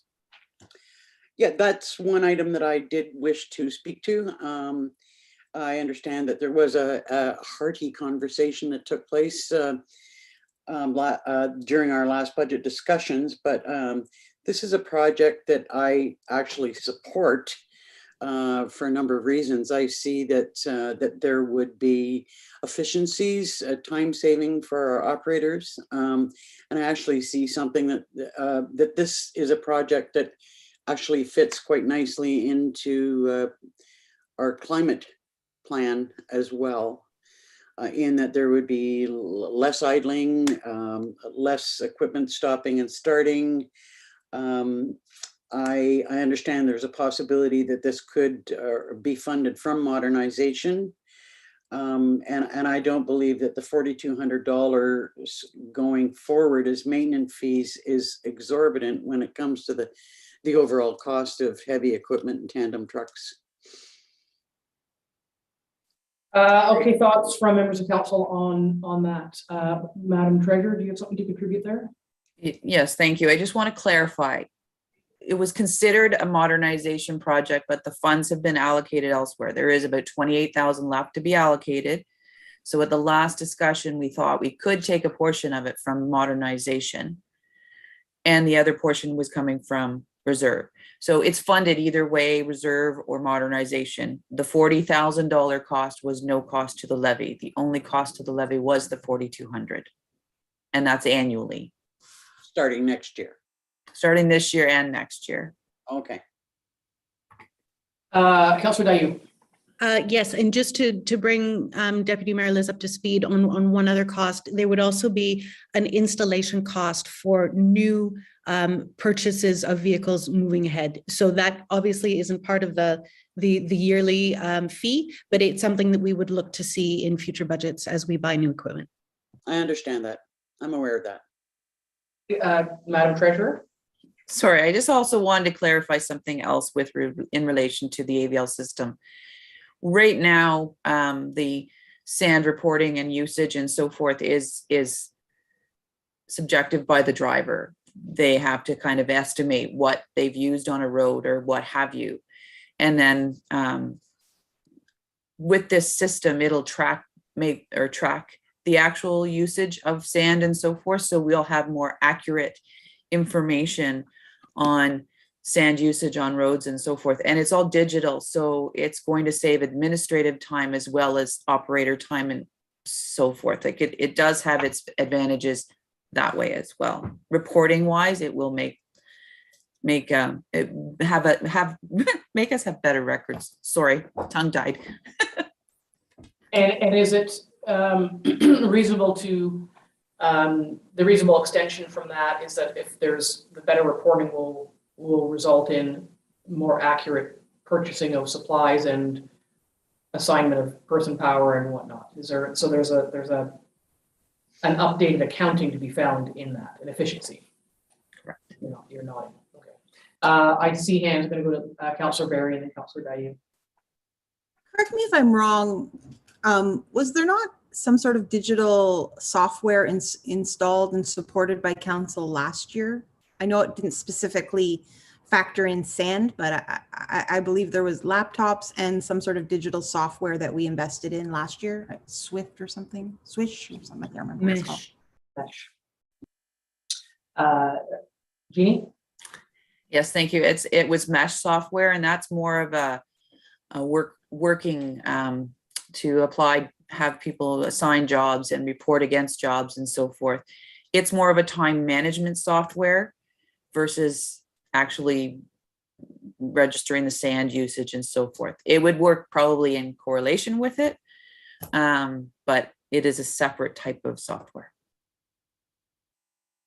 So the efficiency, any efficiency to be found in moving from clipboards with pieces of paper to digital accounting of supplies is not going to be lost in having to work with two systems. They're not disparate systems. No. I see hands. I'm going to go Councillor Dayu and then back to the CAO. I feel the will of the room, and this is not a hill I'm going to die on. If council wishes to proceed with this, and we knew when we last spoke of it that minus Liz's voice, there was a rejection by default, effectively, not by majority. So if this is the will of the room, then by all means, let's go for AVL. Yeah, and that's where I was going to land next. Is I think it's important to circle back again because Liz has, wanted to raise it again, but I agree with you. That seems to be where we're headed with this. Is if I'm certainly still supportive of it, and I wasn't in the beginning because I don't think I fully understood what it was, but I can see the efficiencies to be found, and we are investing and have invested, money. I just went to the tab in, financial software and cemetery software, management software, accessible and fillable forms, communication strategy, bang the table. We've done so much digitization and modernization across so many fronts that are meant to deliver services better and more efficiently for the public. And to me, this is just the next one. And I'm going to go to the CAO because she had her hand up. Yes, thank you. I just wanted to point out that Dysart, Minden, and Highlands East also have this software, so there will be benefits in that shared effort. Well, then that feeds into the whole service delivery philosophy of trying to align processes across the lower tiers, so there's similarity. So I would say that unless Councillor Shortreeve is going to change her mind, that Liz's interest in supporting AVL will carry the day on this particular item. Yes, okay, there we go. Is there anything else on the I think the list of changes that have been approved, we've gone through those and then we've asked the extra couple of questions. Is there anything else that needs addressing, Madam Treasurer? I do not believe there is anything further that was outstanding at this point, and we've gone back and discussed most. You have your magic wand in front of you. What is it? I do. I was just going to say. So based on what we've discussed today, I've put the 25,000, I've removed it from the levy because it's going to be funded from the reserve for the airport development plan. The $10,000 for the cultural plan, again, is funded from reserve. So again, no effect on the levy. And I've added back in the $4,200 for the year maintenance or the support fee or whatever for the AVL. The 40,000 is coming from reserves as originally planned. So we land at $229,412 to be raised on the levy, which represents 3.98%. So we've reduced it by 0.3%. And that brings our portion, the municipal portion, down to just 2.16% in the of the tax rate, sorry. And again, I don't have the county's new rates in place. I didn't get the bylaw in time, but that works out to just over it's 1.017% based on last year's 21 county rates and education rates. So the overall levy would only see an increase of 1% where we've landed now. It's quite remarkable, really. I think Councillor Dayu and then Councillor Berry. Yeah, just hearty congratulations to the staff for a job well done. That's really great. Yeah, and I think, yeah, I mean, echo those comments. And I think we also have to, congratulate ourselves too for being as detailed and attentive as we are. I think sometimes we overtalk some things and undertalk others, but we always seem to land somewhere that, provides something for everybody and serves the needs of the community. Councillor Berry. I know it was raised, I think, at both meetings, but just seeing the rising costs of fuel, are we 100% positive that we have enough in the levy? I mean, it's raised considerably just in days, and I expect that to continue. Yeah, that's a very good point to raise too, and that it's supposed to anticipate it to go up another 7 cents by the weekend. And so we did have the conversation last time. You have asked the question, and I do appreciate your attention to it in the face of what's happening. Madam Treasurer, are we double, triple sure that yes, 2.16 is great, but should we go back to where we were and put that money back in fuel? How do you think we're going to fare there on fuel? We have put in costs for fuel costs, like increased costs, because the operations manager is fully aware of where the fuel costs are, where we are landed. Having said that, it is like, we don't know where this is going, how long this is going to last. This could be 2 weeks of high and it could reduce. So it is kind of a guessing game. We did check the propane and so forth and the heating costs as well and feel that we're okay with those. It really is a guessing game because those kind of things are, it's just like a truck. Like you could have a truck and say, we're going to spend $5,000 in repairs and then have an engine blow up in June. Well, it'll be a $15,000 fix and we'll have to fix it. So it's the same kind of thing. There's some unforeseeables that we will not be able to necessarily estimate. Councillor Dayu, did you have your hand? Oh, I thought you did. Does council want to do anything? Oh, maybe it was Liz. Go ahead. You're on mute. It was my hand. And I remain concerned about this as well. I don't think that gas prices or fuel prices overall are going to go down dramatically anytime soon. I think that they'll remain higher than the norm, and that's not just for fuel for vehicles, but propane as well. I'd like us to put a little bit of buffer in there. Personally, that I'm not confident that that we're covering ourselves. Well, we know that the 25% or the $25,000 removal of the airport plan from the levy came to 0.3 change. I don't think that if you were going to put a little buffer in there, it wouldn't be 25,000. So we'd be meeting in the middle. So maybe it would be 25,000. I don't know, Jeannie. If you were to put more money into fuel, how much would that be? 10,000, 25,000? I mean, I wouldn't have the slightest idea. Well, and I'm just looking at last year's, we've got about 5,000 in under gasoline, and we have about 10,000, thereabouts, 8 to 10,000 under diesel increased from last year to this year. So, I mean, there is a buffer in there. If you wish to put a $10,000 further buffer in there, I mean, it is what it is, and at the end of the day, if it's unspent, it's surplus. So, and so 10 off the 25 is still a reduction. So our bottom line is still going to be 2 point something.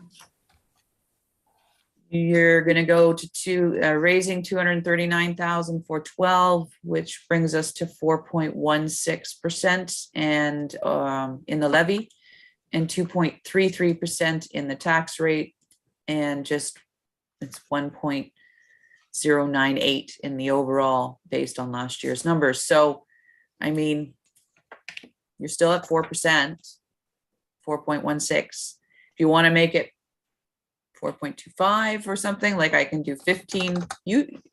It's 4.24% is 15,000 added to the levy for fuel, diesel, What is it at 10?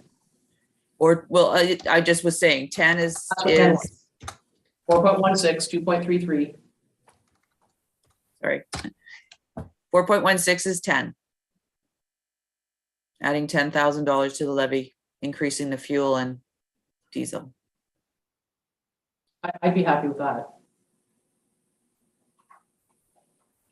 It's a slight reduction with an accommodation for the potential increase. I think the treasurer is right. I mean, it could be 2 weeks, it could be the rest of the year. We just don't know. Councillor Barry. I support that. Also, just a question. When we purchase a new vehicle, are we purchasing these outright from our budget, or are they through, are they financed through? I'm thinking interest rates. That's another concern. I'm bearing all great news. If I may, they're funded from reserves. We put money away for equipment, and we pay for those purchases through the reserves. Algonquin Highlands carries no debt. Councillor Barry. Sorry, you're saying we purchase them. We purchase them outright. Okay, thank you. Okay, other thoughts, Councillor Day, thoughts on the change there for fuel? What are you thinking there? Yeah, I support. Even when we sat last time to discuss the budget, we had no idea what was going to transpire in Europe. And there could be some very serious and very long lasting effects, or there may not be, we're not sure. But the sort of scenario that is unfolding today was not even on the cards when we first met to discuss budget. So I am in support of giving ourselves that little cushion. Okay, looks like we have consensus there. Madam CAO. I just wanted to add that we are going out to tender this year with the county. So we may see a slight rise in that, but I imagine that there will be some benefit because we do that jointly. where we will likely see the increases is in with our contractors and any kind of tenders that we put out, things like that. Yeah, that's true. Councillor Barry. Well, it'll just be a ripple effect, right? If everything has increased fuel costs, that's delivery on everything. Absolutely. Jeannie, so can you, I missed the last number. We're at 4.16, 2.33, and a final of, you're on mute. I can't hear the magical number. I thought I clicked it. $239,412 is the increase in the levy, which means that our total to be raised is $5,997,179. Lots of nines. 5,997,179 is the dollars to be raised. Just under 6. Okay, and so but the bottom line increase when you've blended is just 1.098.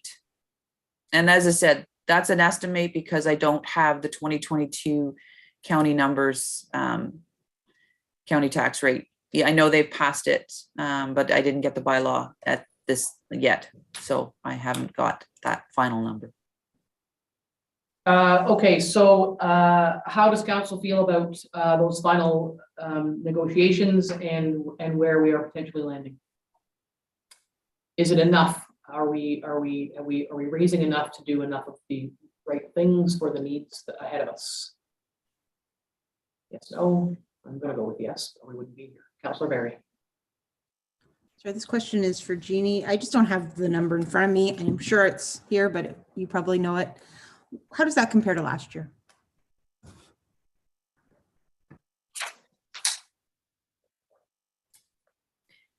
We raised 5.7 million last year.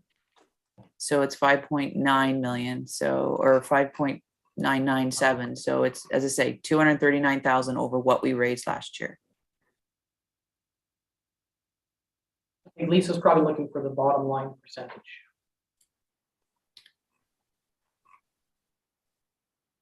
Hold on. Sorry, there was a shortfall last year of 300,000. Sorry.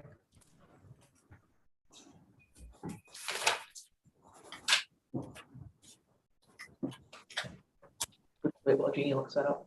Sorry. She has to Sorry. get last year's book. I had to get my book. So last year we raised 4.98% more in a levy to bring it to the 5.7 million, which related to a 3.89% in the tax rate, overall 3% in the tax rate, based on the numbers at budget draft time. So we're raising an extra $239,000 this year over and above what we raised last year, which equates to 4%, 4.16. That answer your question, Lisa? Thank you. Okay, any final thoughts, or are we at a wrap for budget discussions? I think we're at a wrap. Okay, so what we will do is we can approve today, and then the bylaw will come back on the 17th, and I think the resolution you said you were saying that allows projects to proceed. Yes, staff to proceed. Staff to proceed with what's in the draft, just to get going on things. Angie, you're going to say something there? Do we need to talk about Raven Lake Landing? Yes, thank you for raising that. We do, and that has not been included, has it? No. Oh dear. That's right. Thank you for raising that. I didn't write it down, but we've been talking about it quite a bit. Go ahead. Sorry, just to clarify that it had the total number has been included with the assumption that part of it would come from Lake Base. Yeah. Okay, so talking about Raven Lake Landing will will not affect the numbers. It's just where it comes from. Raven Lake Landing is not going to affect 4.16, 2.33, and 1.098.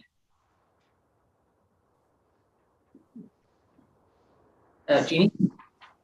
It won't affect it if we take the shortfall, the portion that Lake of Bays won't be covering out of reserves. Out, yeah. Yeah, it will reduce your reserves, but it won't affect the levy. If we levy that portion that we're not collecting, then that will have an effect, and that's where council has to have that decision or have that discussion. Right, and so for benefit of the thousands of people that are watching our discussion, it just very recently came to light. Lake Bays has advised that it will not be contributing its annual portion to the Raven Lake Landing, and nor will we do so going forward. So we have been jointly working on and fixing, maintaining that, and Algonquin Highlands does the dock in and dock out every year.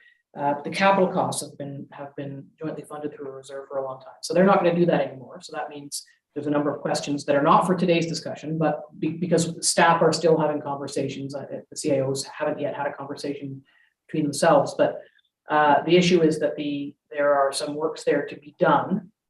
So our choices are to the money, it'll come out of reserves. So the idea is two gangways and then 2 8x30 docks there. So our choices are to do one dock this year and do one dock next year, fully funded by Algonquin Highlands, even though it does serve Lake of Bays ratepayers.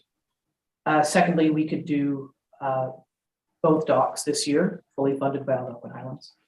Or we could say that we will uphold our half of the bargain and put in one dock. Now, the Raven Lake Association has, as folks know, been working with the ministry for some time around a land use permit for that area for their own docking system to replace the stick dock system they had assembled over many, many years. It's possible that their new docking system will alleviate some of the pressure on the public dock system and launch that we maintain there on at the edge of the parking lot. But let's keep in mind that access is also a public landing for people, day users, fishers, and others like that. So our choices are, I think, are thus. We will have a different conversation around other issues related to Raven Lake that may arise once more research is done and staff, the two municipalities, have a chance to talk. This is fairly late breaking news for us. So we have committed to doing the docks. They need replacing. The question for us today is how to fund them. So if we don't want to change the numbers we've arrived at, then it would be the other half would come on reserves as well. Jeannie? Just to clarify, so there was $34,300 put in the budget for the replacement of the two docks, with $17,150 to be funded from Lake of Bays. So that $17,150 is the shortfall that we have to decide.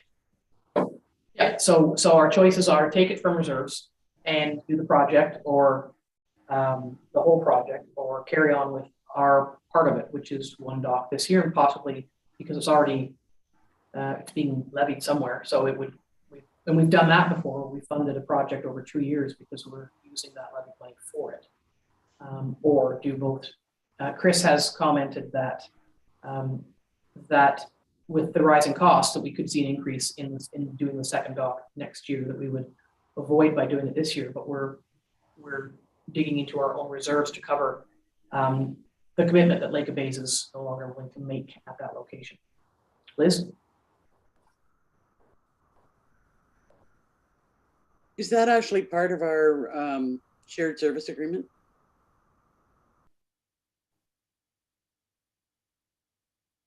Angie's nodding yes.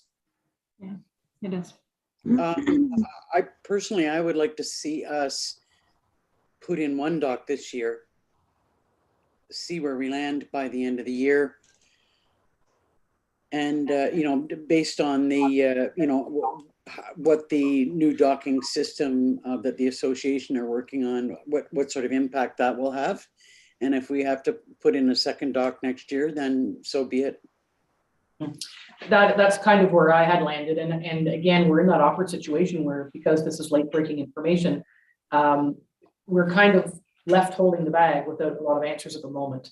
So in my conversations with Mayor Terry Glover, I do know that there are conversations yet to occur around, who's doing what and why for how long, land use permits, shared services agreement. But we can't have that conversation because Angie hasn't spoken with their CAO. Like, those conversations and that research hasn't been done yet. So we're a little bit betwixt and between in terms of passing the budget. So certainly I agree with you. My preference would be do the one dock, with apologies to the Raven Lake folks. But we can't bear the responsibility of having withdrawn from a longstanding agreement. So, but those are internal conversations that the two municipalities need to have. Separately, the decision today is what to do in our budget so we can pass it. Councillor Dayu?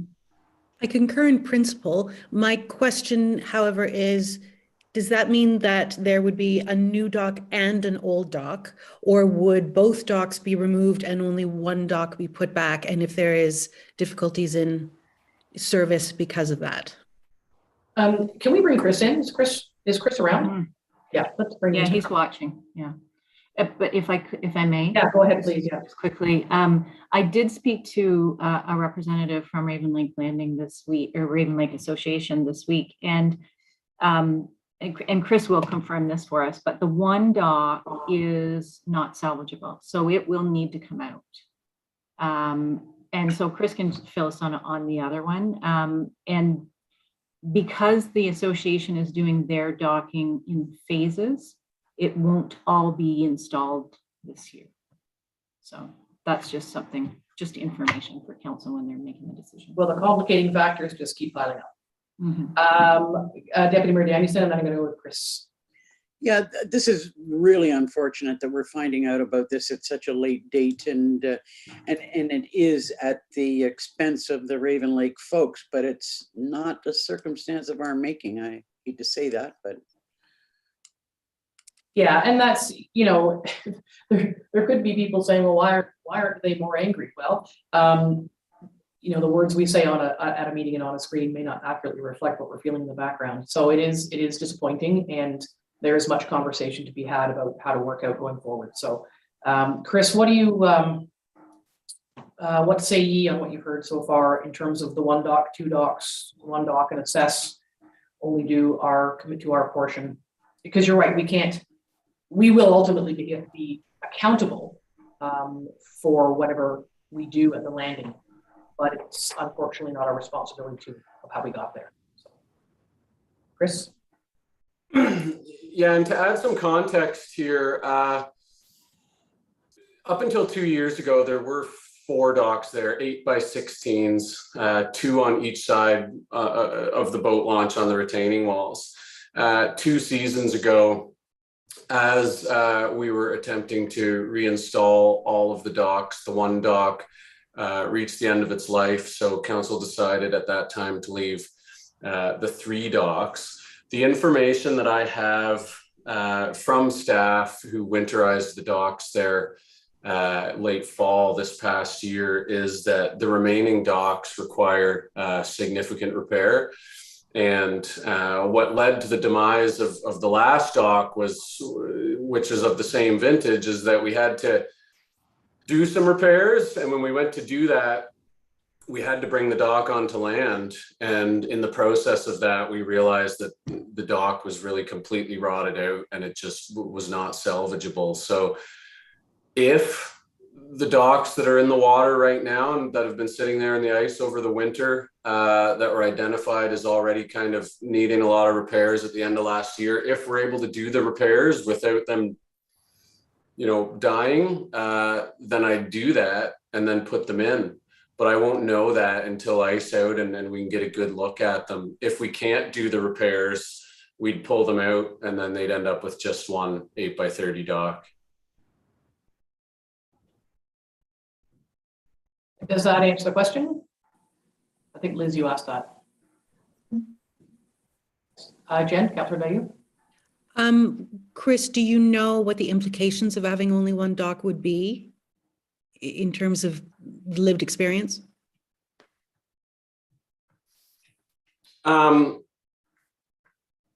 It is a busy location. It is a shared also as a water trails access point.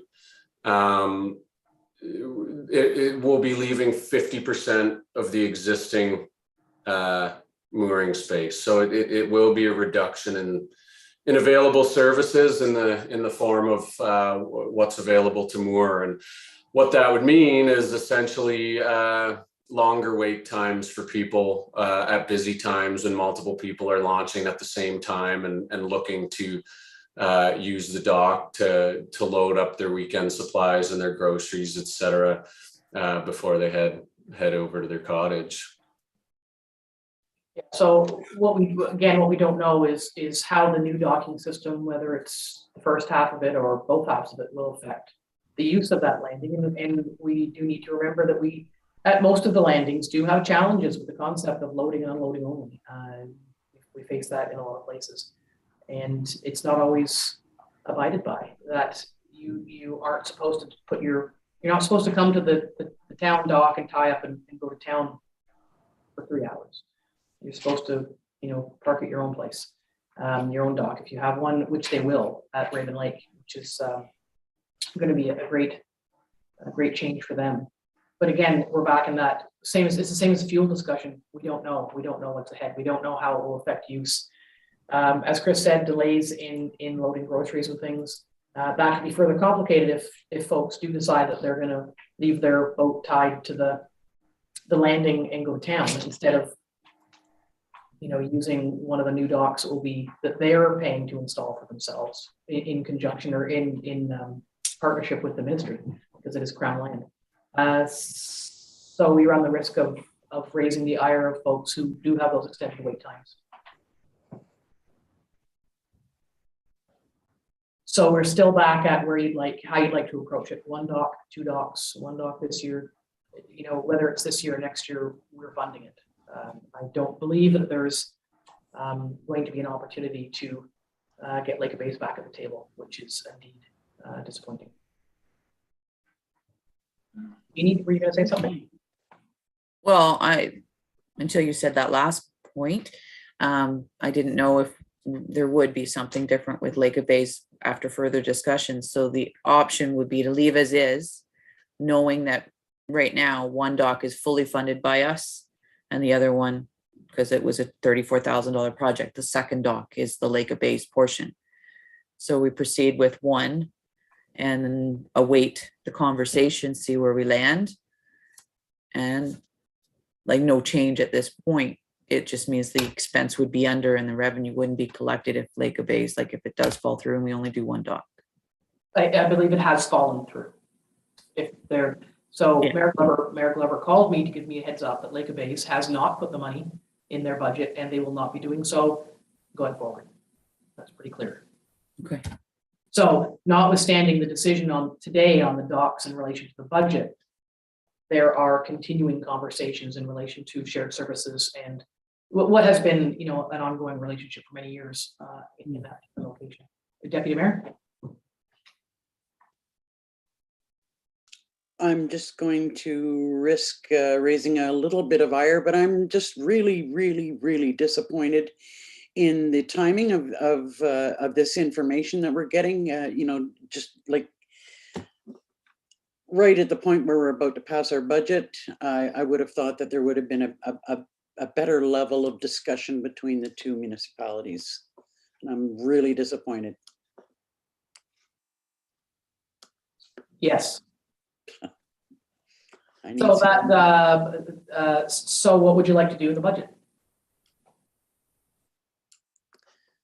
We can all say how disappointed and annoyed we are, but we still need to make a decision on the docks and how to approach it. So looking for suggestions from council or a choice. We've got some choices in front of us. Councillor Dayu? Well, if the answer is definitive from Lake of Bays, then I'm more inclined to just go ahead and budget for the expense and put in the 2 docks at once, because especially with the other changes at that landing area, and given the fact that we have bumper crops in terms of folks coming to use our water trails, and that's not necessarily going to go down anytime soon, there could be a critical mass of folks at that space, just to the point when quite a number of the docks are being pulled away. So if the answer is truly definitive from Lake of Bays, then I'd say let's get in there and get the job done. If anybody's wondering, the taxpayer composition is 80-20, so 80% of the users of the property owners who use it are Algonquin Highlands, and 20% are Lake of Bays. Just another piece of information. Okay, looking for other thoughts on a choice. So I hear one for biting the bullet and doing both, funded from reserves, just get the job done to serve the people. Councillor Shortreed and then Deputy Mayor Liz. I agree with doing both. That is a really busy landing. When you go by in the summer, the parking lot, which is huge, is full. So if the association's only going to get part of their docks done this year, there's going to be a huge demand for our docks. Deputy Mayor Liz, so you'd like to see both done? Yes, please. Take the high road, make the right decision for the people, and fund 2 docks. Yep. Deputy Mayor Liz? Yeah, I guess that's where my frustration and disappointment comes from, is that I think that we are being pushed in that direction, that we really do need to put in both docks. I would have liked to have waited to see what the impact was of the overall development, but it sounds like we don't have that. We don't have the benefit of that time. Well, you're right. The timing's awkward right now because of the staged process for the Lake Association's docking system, which again is through a land use permit with the ministry on that shoreline there. But that doesn't preclude us in the future of finding an efficiency, a collective efficiency in the use of both the new docking systems and the township dock, that when it comes time to replace, it could be revisited at that time, that maybe only one is necessary in the future. Mm-hmm. I mean, those options remain viable for the future. Well, I've heard 3 for the both docks this year, and so I guess that's where we'll go, and that will come from reserves. That's a further, there's no effect on the levy, the amount that we're raising in the bottom line percentages, but it does another little ding in the reserves of 17.5. Everybody's okay with that? Well, everybody's okay with that through gritted teeth. Okay, thank you for raising that, Madam CAO. I neglected to raise that. And it turned out to be one of the biggest deals of the day. All right, so we're landed back. Final call. Is there anything else we need to talk about in terms of budget? Or are we ready to go? All right, so we need a mover and a seconder to approve the draft budget and bring it back for as a bylaw next time. Councillor Shortreed and Councillor Dayu. Thank you, Chris. He's just left.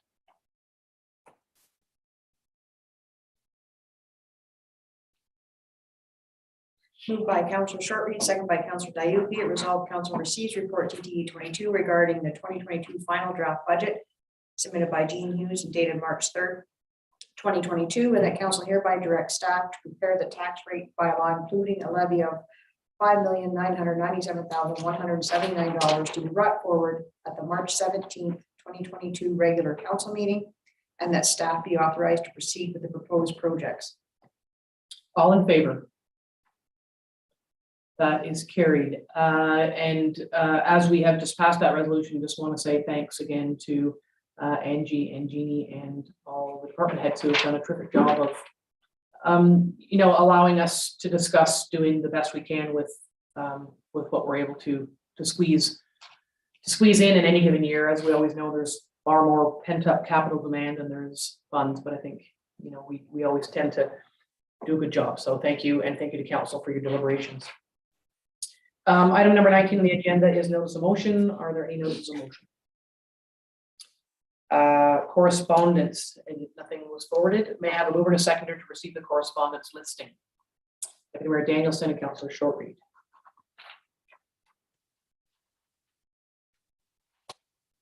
Moved by Deputy Mayor Danielson, second by Councillor Shortreed. Be it resolved, the council receives the March 3rd, 2022 correspondence listing for information.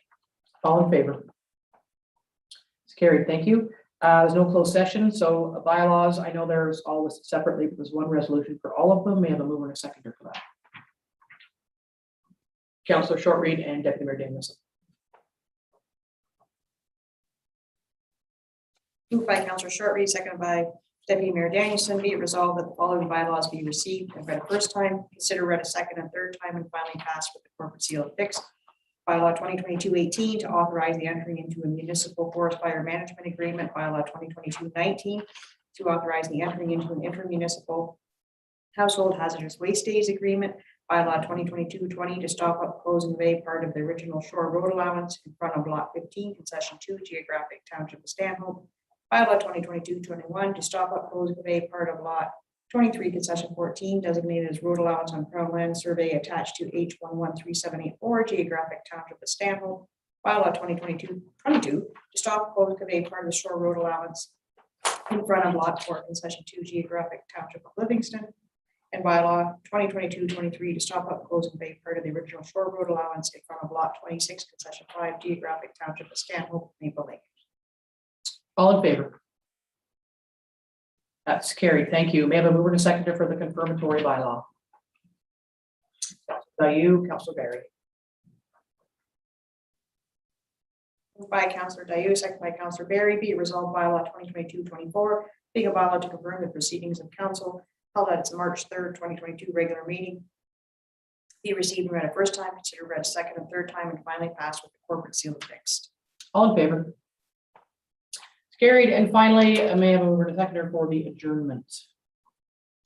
Deputy Mayor Danielson and Councillor Shortreed.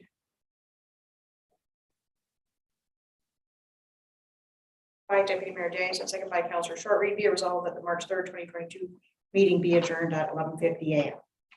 All in favor? It's carried. Thank you. Thank you, everybody. And we'll see you next time. You're adjourned.